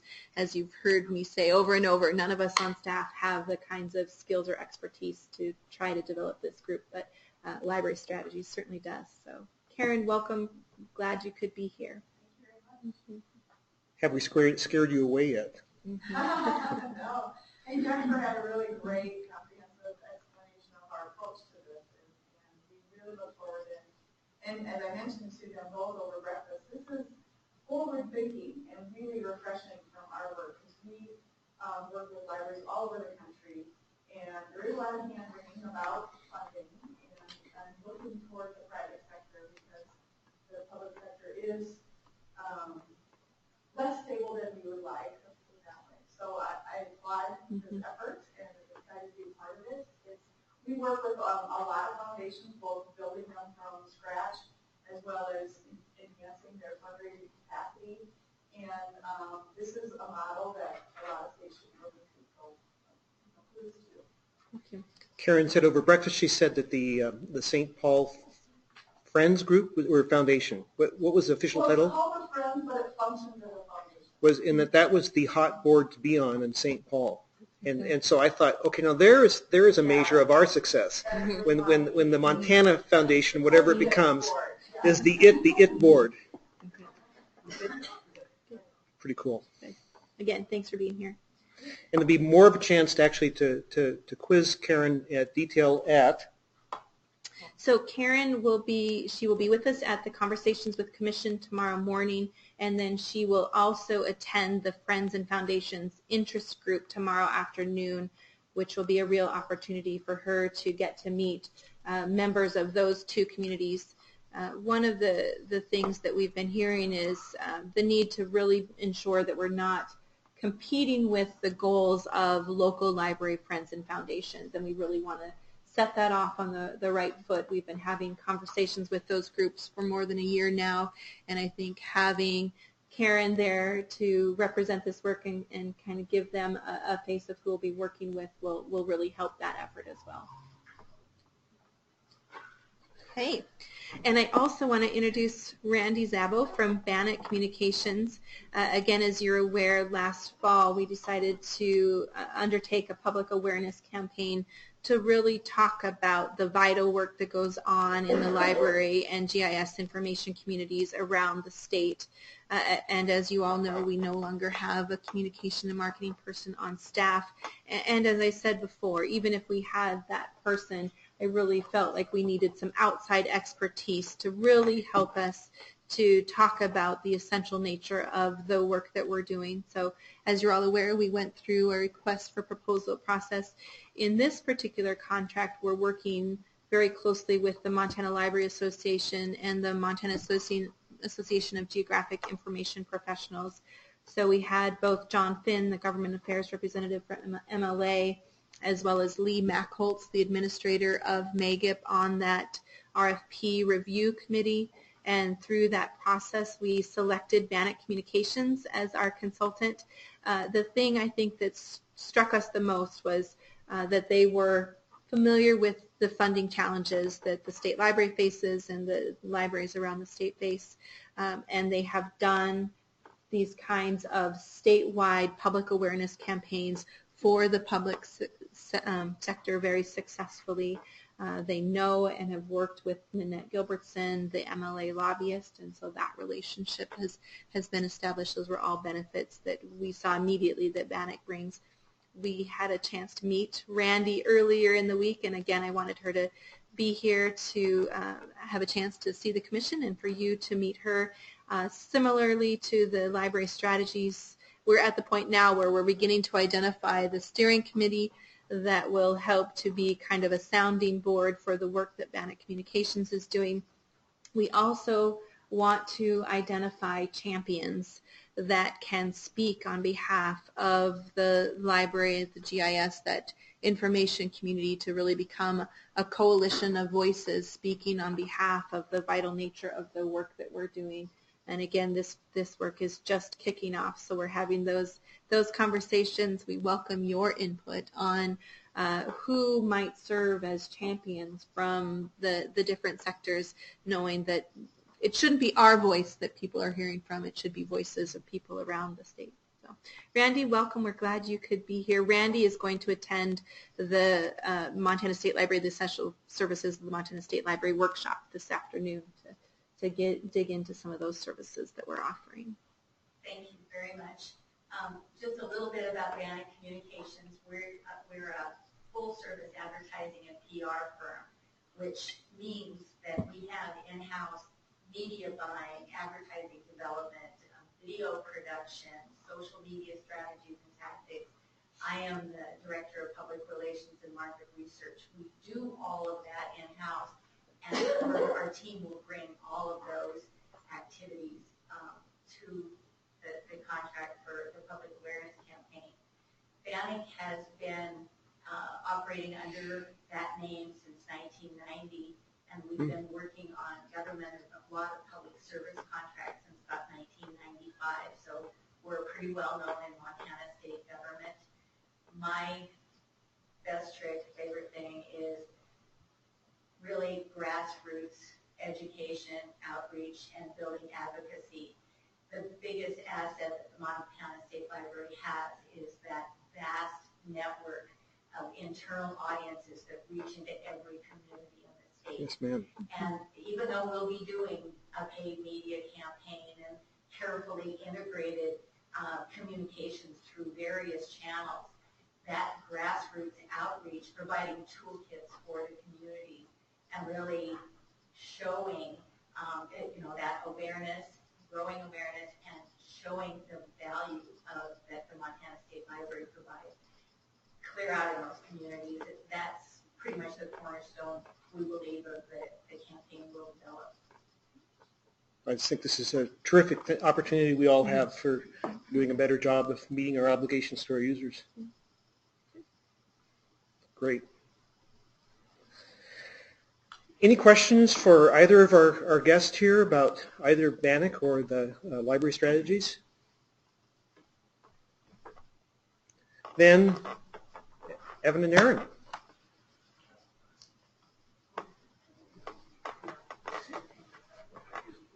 Marlis, is lunch here? Will be brought in. Okay. Yeah, so why don't, when they're finished, we can break for lunch.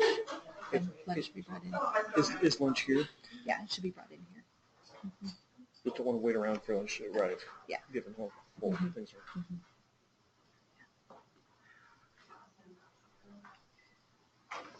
Okay. So I had to step out because I needed to find some clips. I apologize so everybody can see this map. Otherwise, I don't get a hold of it full time. So I'm Erin Thatchaway. I'm the state Geographic Information Systems, GIS, coordinator.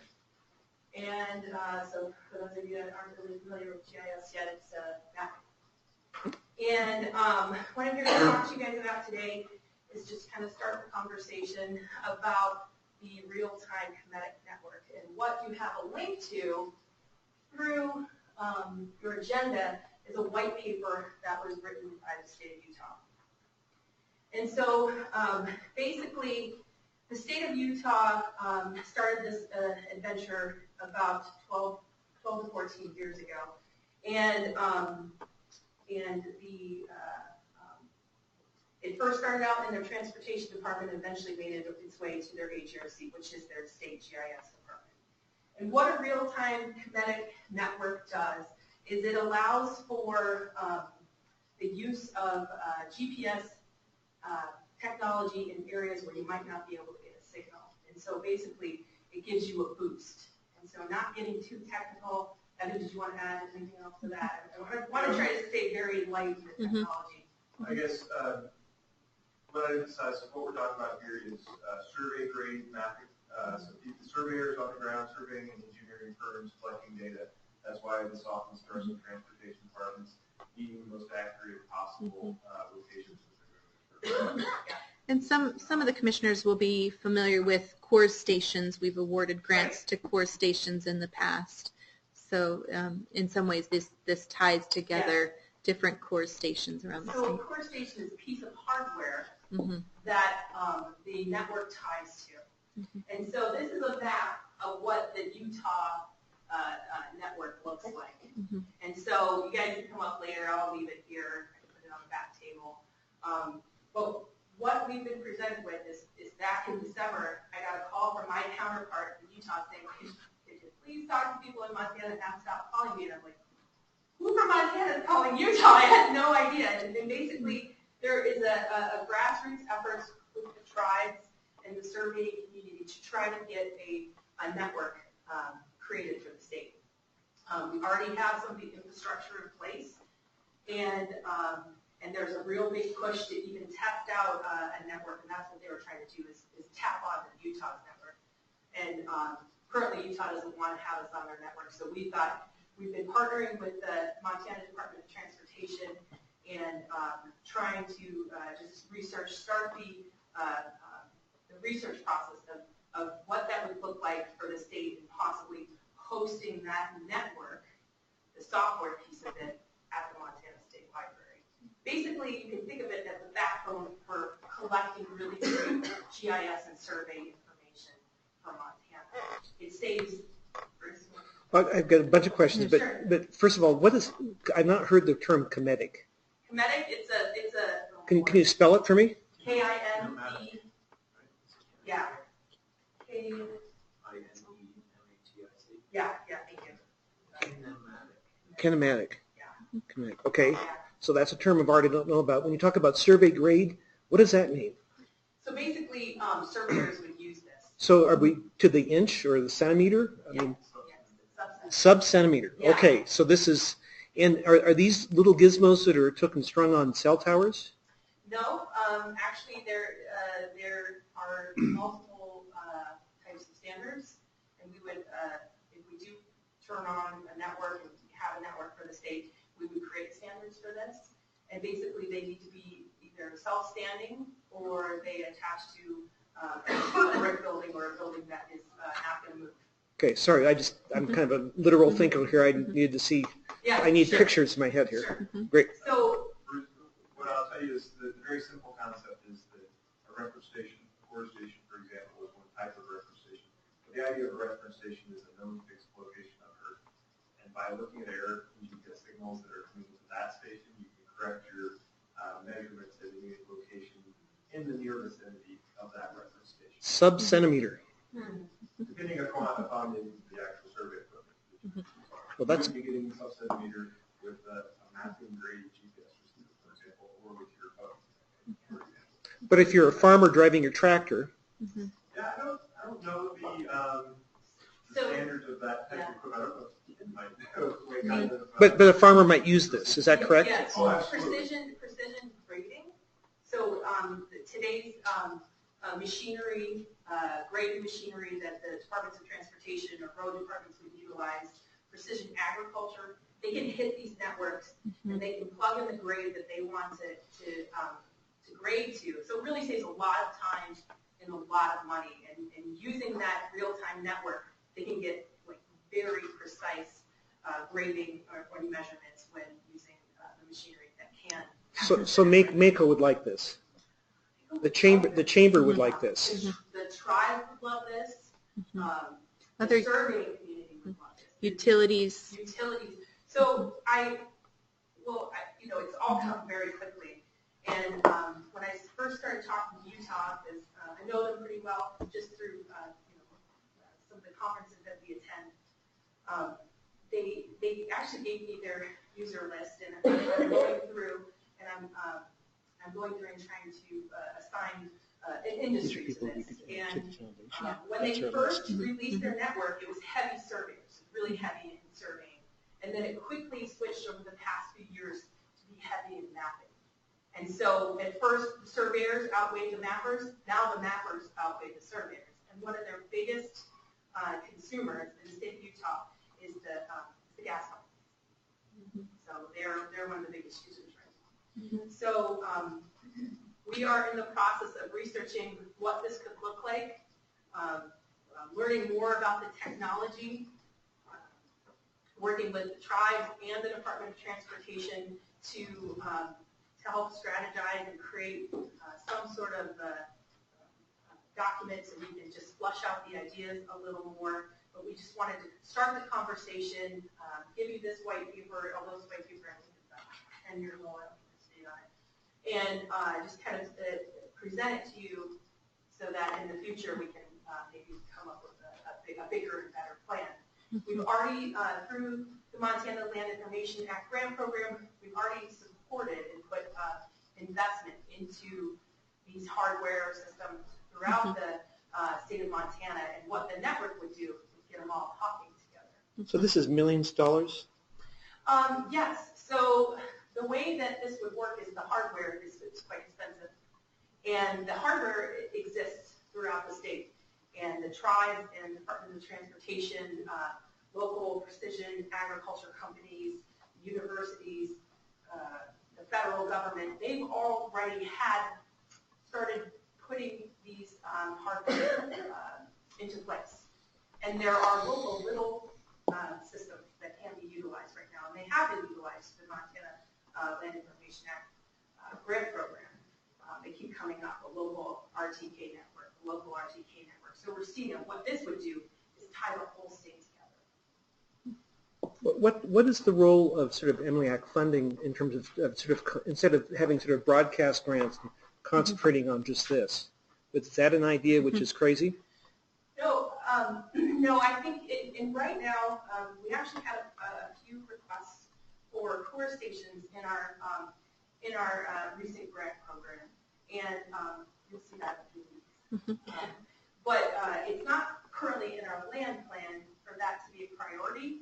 But the land plan process for this coming fiscal year, the land grant process usually starts for us in June, and given that this has kind of come quick and fast, we probably will be putting it in the next land plan and probably carving out a piece of money to help support this, in addition to gathering constituents. One of the things, oh, sorry, Connie, go ahead. These are permanent stations, these core stations. Okay, are they line of sight, or how are they? Are they on towers? How are they? So they are, there's actually a core station that's going into Miles City right now, and I think it's being put on a concrete barrier, so some sort of they're pouring a concrete base for it. There are other stations that are attached to schools. It's actually a couple schools, and I think there's one in the Blackfeet. There's one of the schools up there. And I don't think they have to be line of sight No. because they communicate via GPS satellite. Yeah. I think that the standard is it 70 kilometers? 70 kilometers apart from each other. Okay.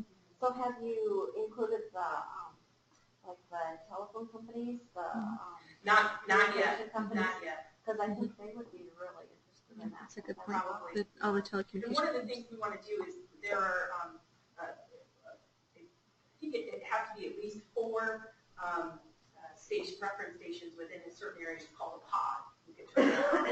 And there are a few pods that the governor of the state of Montana and the governor of Washington arranged an agreement to turn on Washington's network for Montana to test out these pods. And so they are being turned on in the next few months if they haven't been turned on yet, so that some people can do some testing. In the meantime, we're working with the Department of Transportation to try to work out the actual network, the IT side of it. So, does that answer your question? Yeah. Okay. Yeah. We know that the Department of Transportation has an interest in getting additional, they do have reference stations already in place and getting additional reference stations in place. We are not looking to fund the full build out of this network. Yeah. We're looking to really coordinate, identify existing reference stations that could be used, identify existing efforts or future efforts that might go in place to build this out. And then ultimately, what we believe the role will be in the long term is to kind of manage the overall system. We're still very early in that case. Yeah. But we do know through some conversations with the Department of Transportation, despite them being more directly involved in bringing stations up. They have a specific business need for their agency, but they don't have a lot of interest in, I mean, they think it's important, but spending their effort trying to do that coordination. So they are very supportive of us taking that coordination.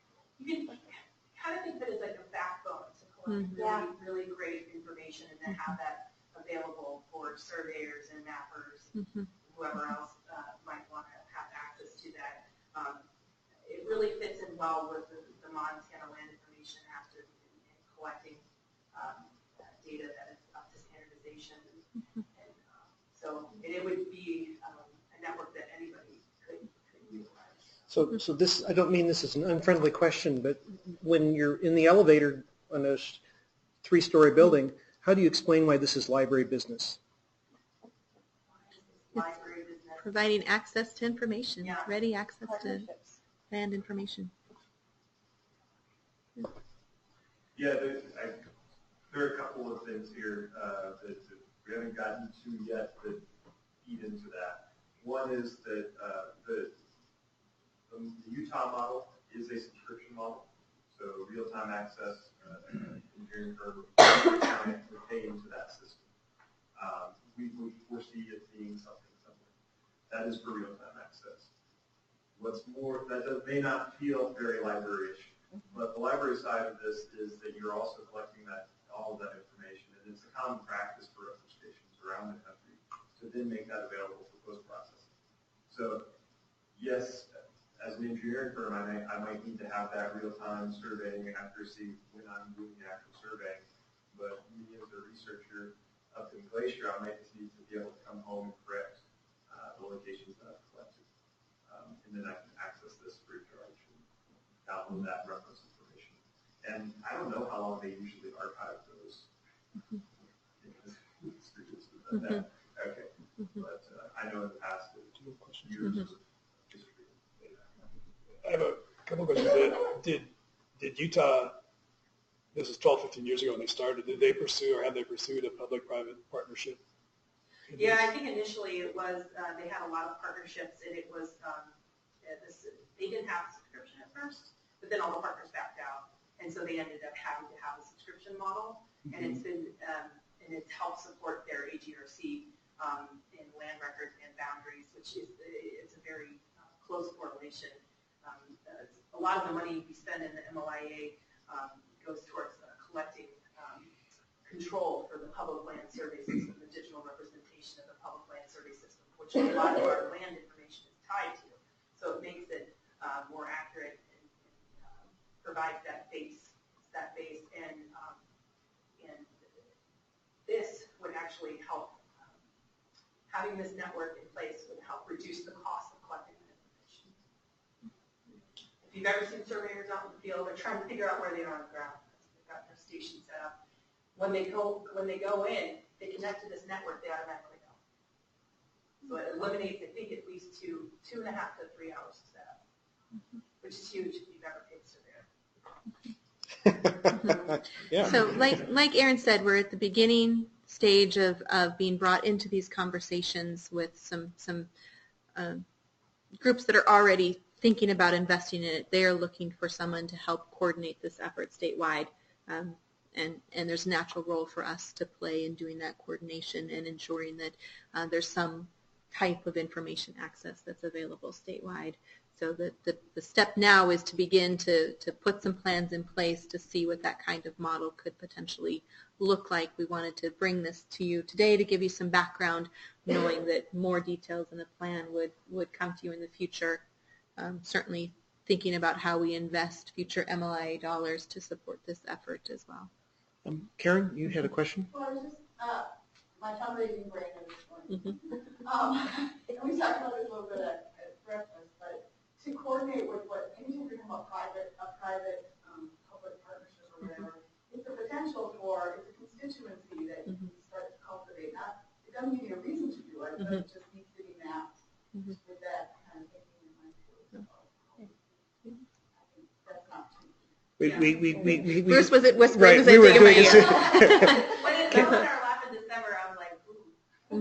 Yeah. No, I think it's a great, it's a fantastic opportunity. I think it just makes sense. Kenning.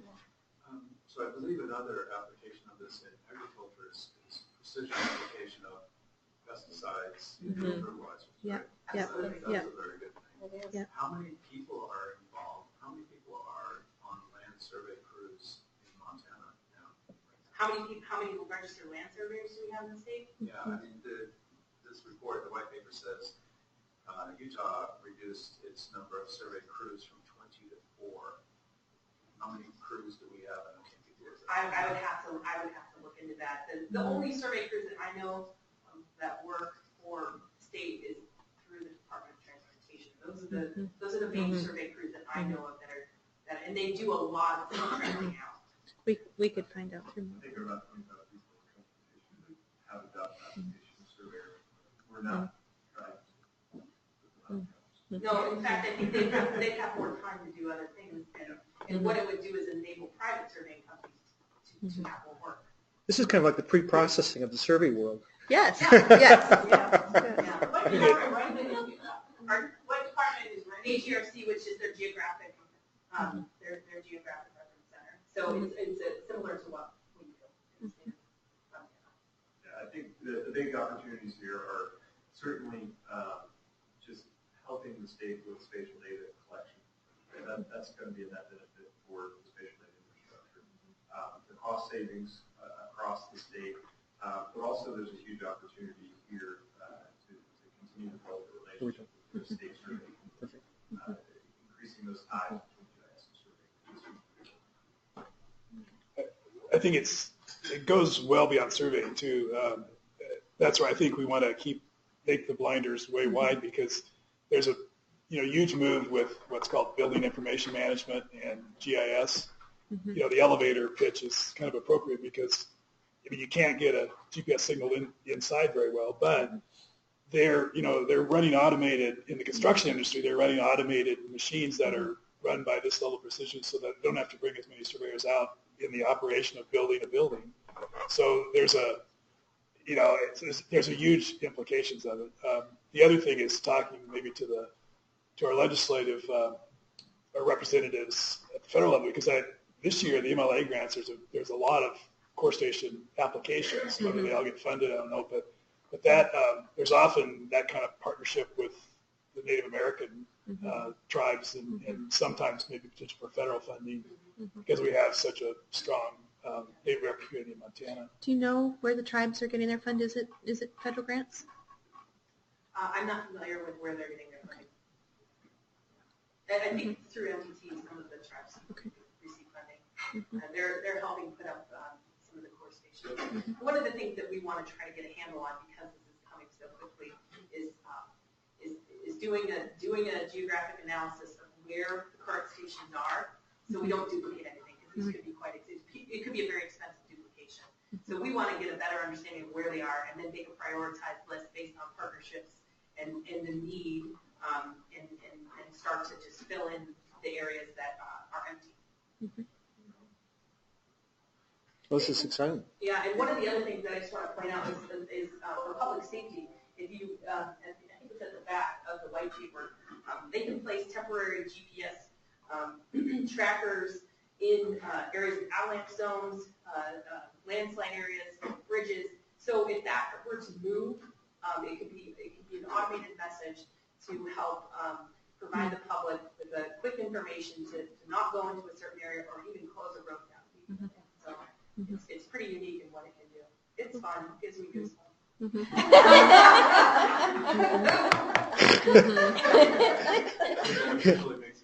I wasn't going to see it, but that's and we are all. Hi, my name is Bruce. I'm a nerd too. Well, cool, wonderful stuff, exciting stuff. We'll be trying to create, just gather as much information we can and present a bigger picture soon in the future. So do kind of keep this on our agendas so we can watch this as it's developed. I know it's going to be talked about at the MLAC meeting in June, and then so following on in subsequent commission meetings. Yeah, and it ties in well with industry collection and wildlife collection. So I think we're at that magic point in our agenda called lunch. And lunch has arrived. Sort of get a slow start. And if I was really cruel, I'd call on Anne to introduce the. Sorry. That's right. So next meeting. It's on my list. And you know what? That was a junk call too. Someone was probably trying to sell me life insurance or something. Oh, man.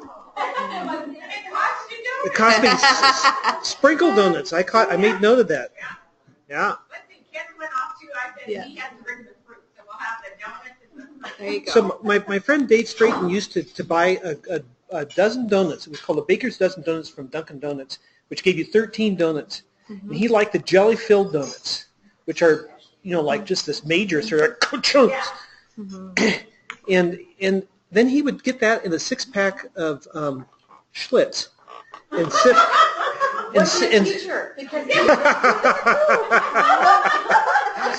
And he would sit up above the railroad. There was a cut where the railroad came through Eugene, and just sit with his legs dangling out over the edge of the basalt and watch the trains go by. And drink a beer and have a donut? Pretty much, that's it.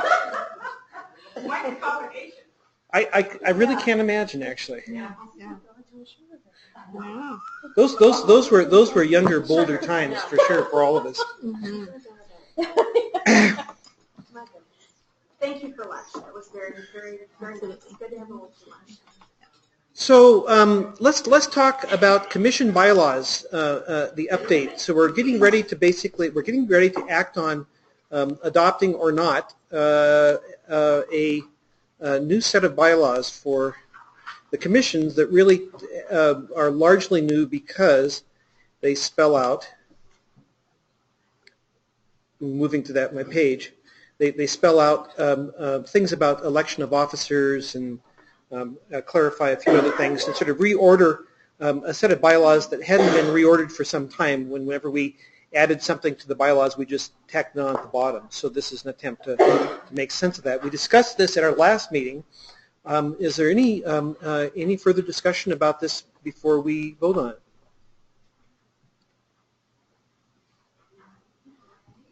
I don't have anything else. I think we have incorporated all of the feedback that everybody gave, and that it was something that all things we agreed on. Mm-hmm. Yeah. Cunning had some great. Is Cunning? He have to leave? No.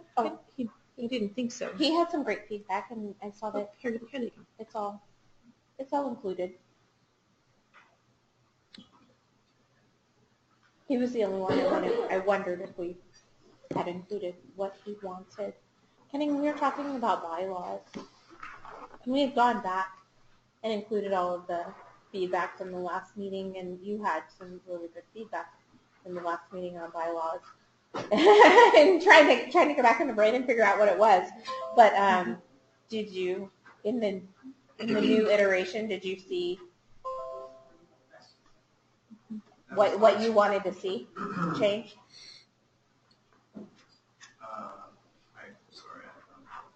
Sorry to catch you walking in. I was going to say, that was last meeting. It was. Just about everything. I wish we could do that. Mm-hmm. You had some really good points. I remember now that about the separation of about the differences in the duties between the chair and everyone else, and that was incorporated. So, if we may, let's basically discuss and act on these separately, beginning with the bylaws. Do I hear a motion to accept the bylaws as presented in your minutes or in your agenda? Well, with meeting materials.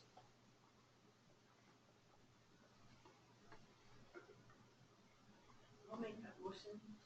Do I have a second? Do I have a second? I'll second it. Okay, discussion. I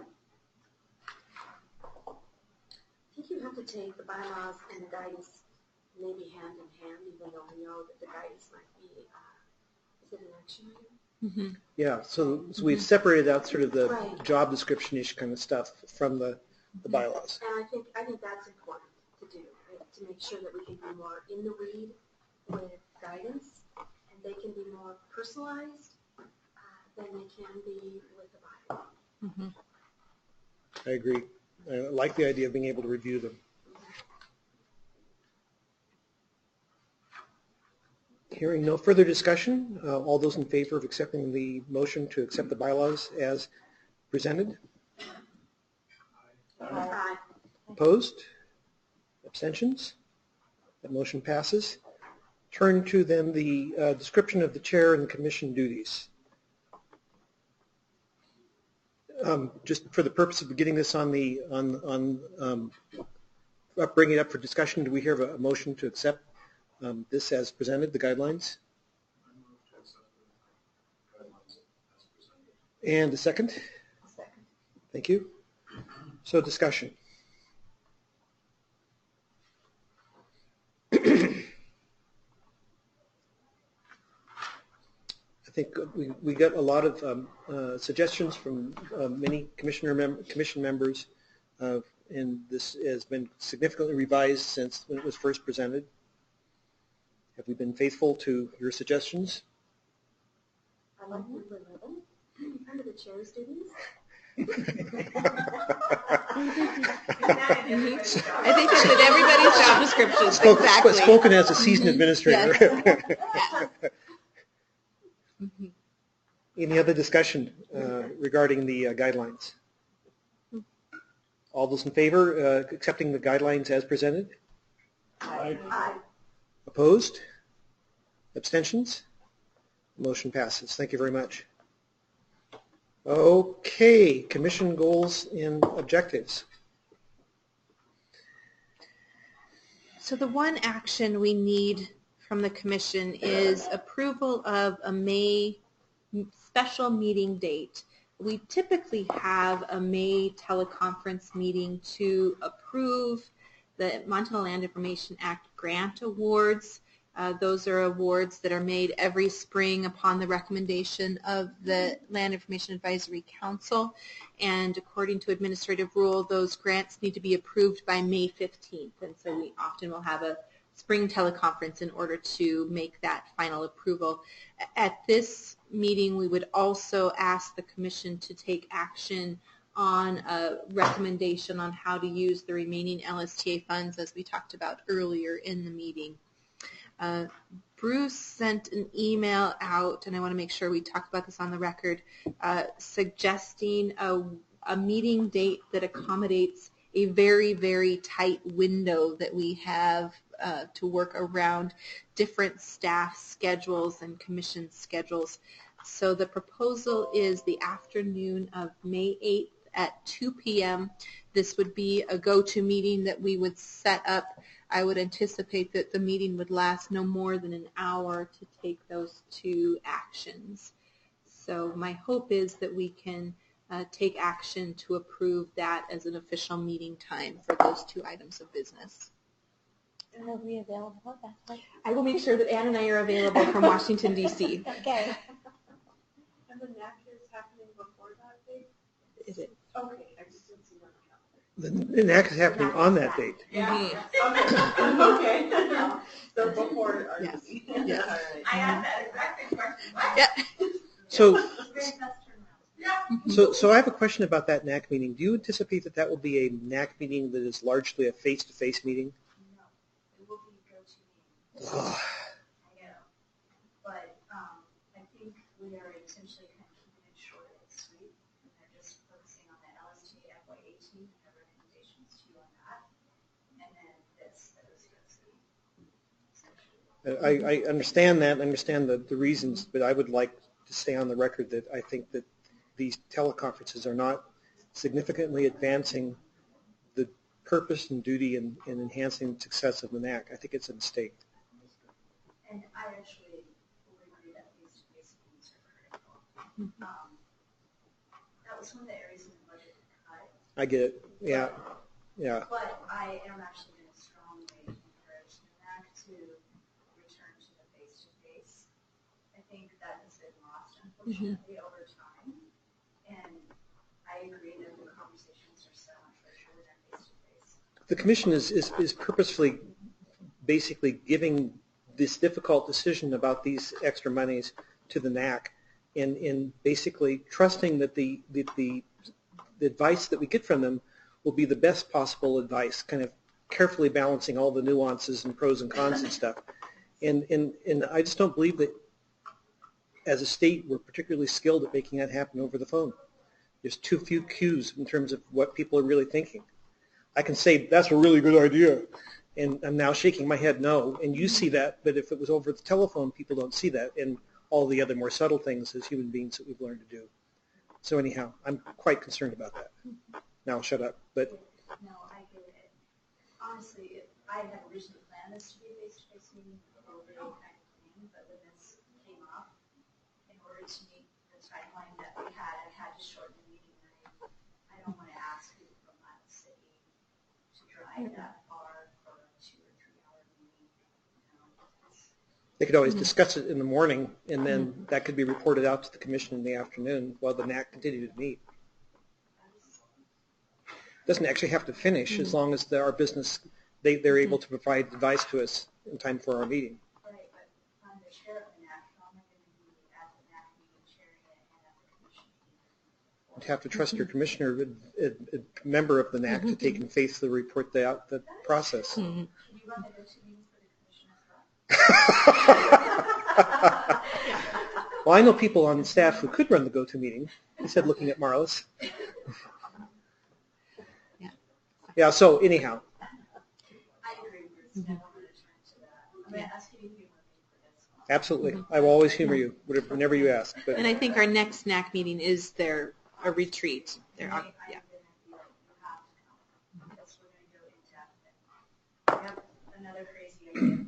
I hope it's good crazy.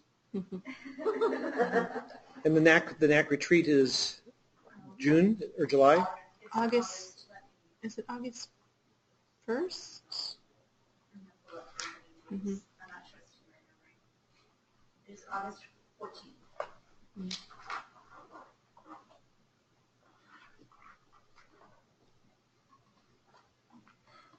Oops. Yep, there we go.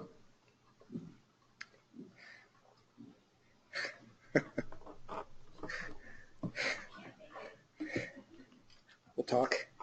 It's important to be there in person. So, sorry for that protracted business. So, what is our action required here? To approve the meeting date and time so we can add it to your official calendar. So 2 p.m. May 8th by phone. Yeah, they go to meeting. Does that need to be a motion? Mm-hmm.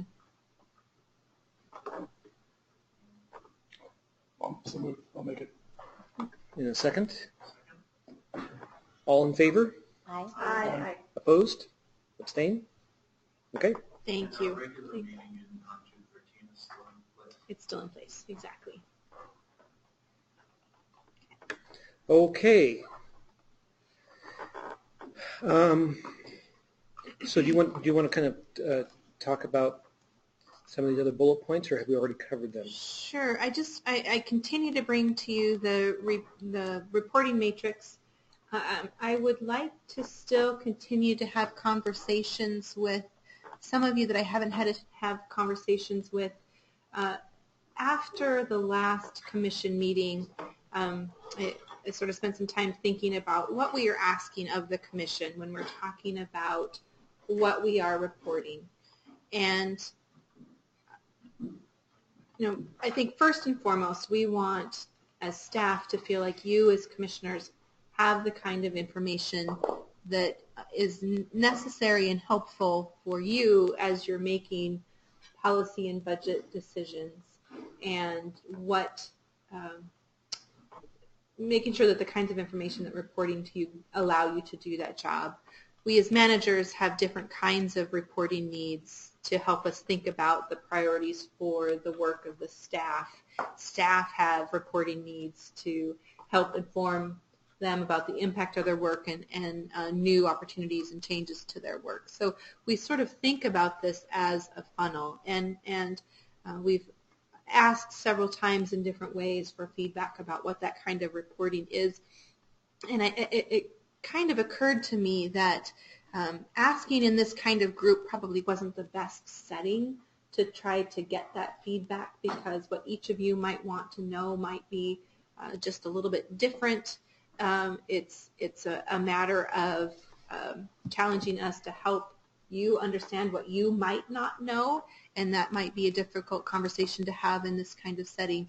So I've begun having one-on-one conversations with each of you, with the idea that in those conversations we might be able to identify some common data needs, information needs that you individually have that can then reflect the reporting requirements for the commission. The two key areas, I've added a spreadsheet to the reporting matrix that documents my interviews with each of you. The two key areas of overlap that you all are talking about are not only funding and staffing, but how those two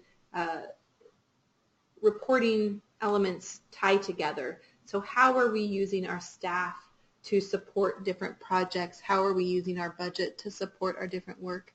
I know that was something that was really challenging for us last spring when we were facing budget cuts and talking about what programs and positions to cut, and not really understanding how some of the budget was tied to that work, and being able to clearly articulate at the time the impacts of those budget cuts when we were talking about the loss of individuals as well as programs. I hope it's in this reporting matrix. Oh, no, you know what? It doesn't look like it got linked. So I'll make sure we go back and get that linked. It's the same spreadsheet that we've been sharing with you that you've seen at subsequent meetings that I've added another tab to. So I'll make sure and get that posted. I don't think I see it here. So again, I want to continue to have conversations with some of you and bring back to the commission where I'm hearing from you different common data or reporting needs that we can then as staff think about how we are providing to some of you. In my idealized world, we have some kind of web service that's pulling from our state accounting system and our state human resources system that marries together so you can see these individual programs and how they're being budgeted for and how they're being staffed. I think that's the one thing I'm hearing from you. Whether or not that's something that's realistic, I don't know, because those two systems are out of our control. But it's something for us to continue to work towards. Any comments for Jenny regarding this process?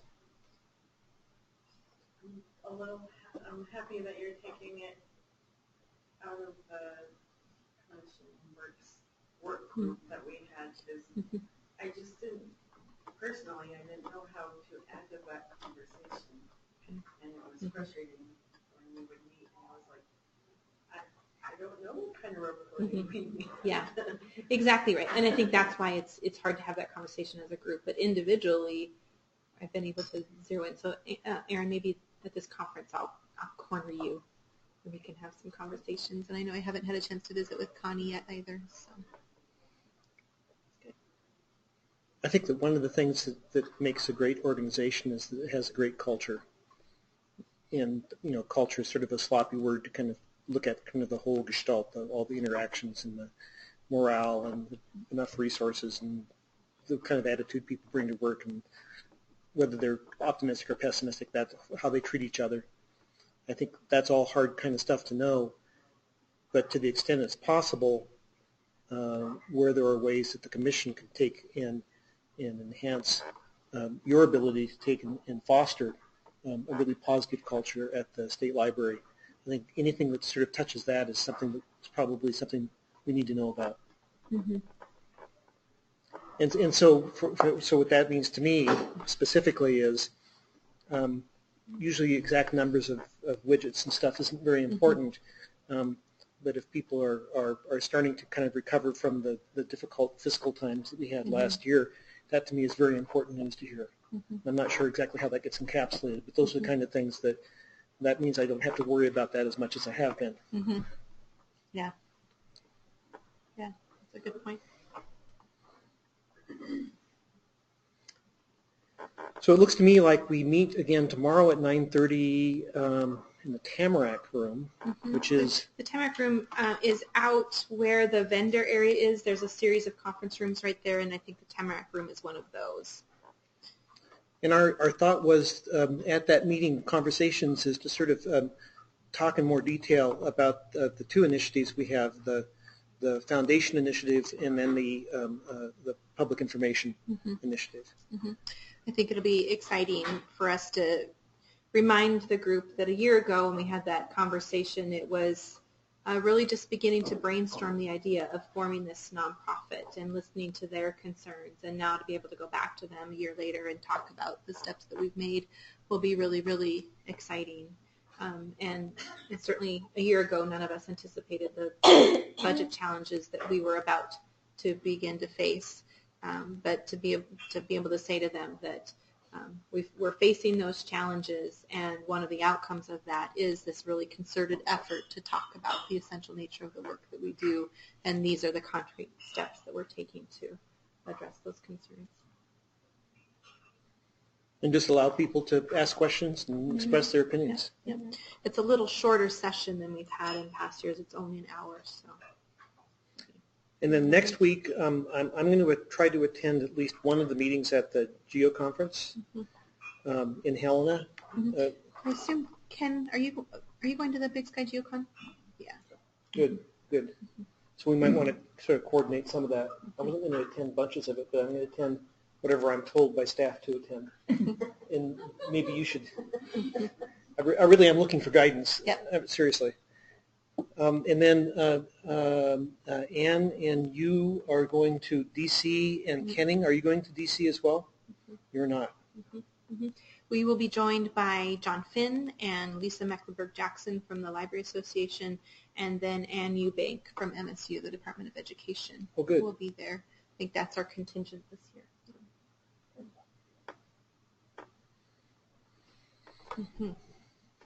Okay. And then June commission meeting again, June 13th. We have some tentative agenda items listed there for you, so you'll see some of those on your agenda for that June meeting. If you have additional meeting items, get them to I don't have that in my calendar. Good God. Okay. I should probably be there, speaking of meetings, in person, not on the phone. In person, yes, please. Yep. Just a note about Ledge Day in D.C., Senator Tester has signed on to the FY19 Dear Appropriators letter in support of the federal LSTA funding. Of course, we'll be working with Senator Dane's staff, reminding them of the importance of that funding. He has never signed on to those Dear Appropriator letters, and this will be our first opportunity to meet with Gene Forte and his staff.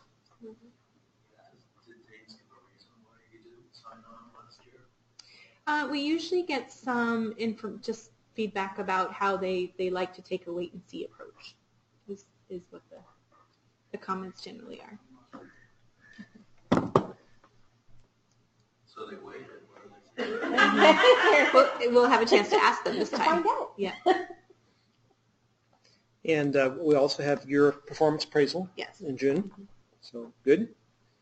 And so you will and I we have a work group? Will we have a meeting for that off the record to put that together?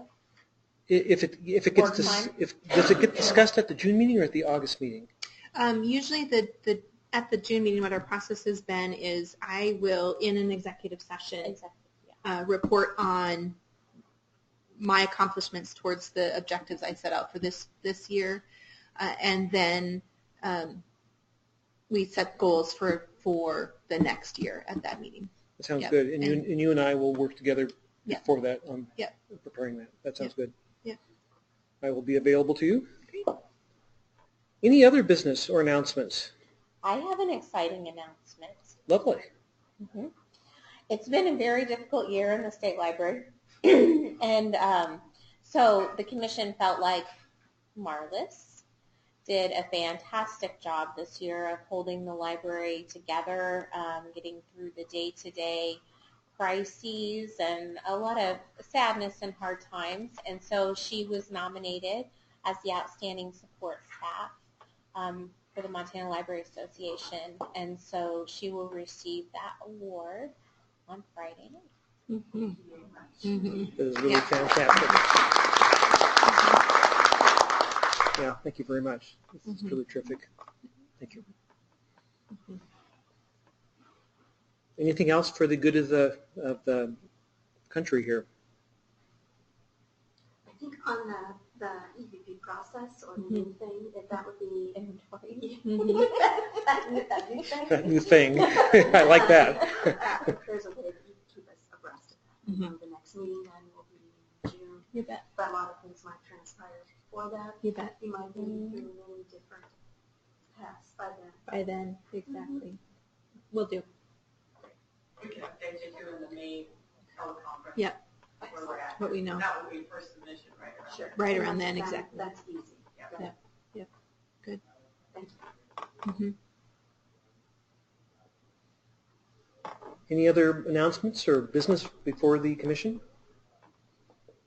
At 1:07, then I declare us adjourned, and we move into a work session talking about funding. I wanted to ask, I wasn't sure if Marlis and Chris were going to stay for this work session.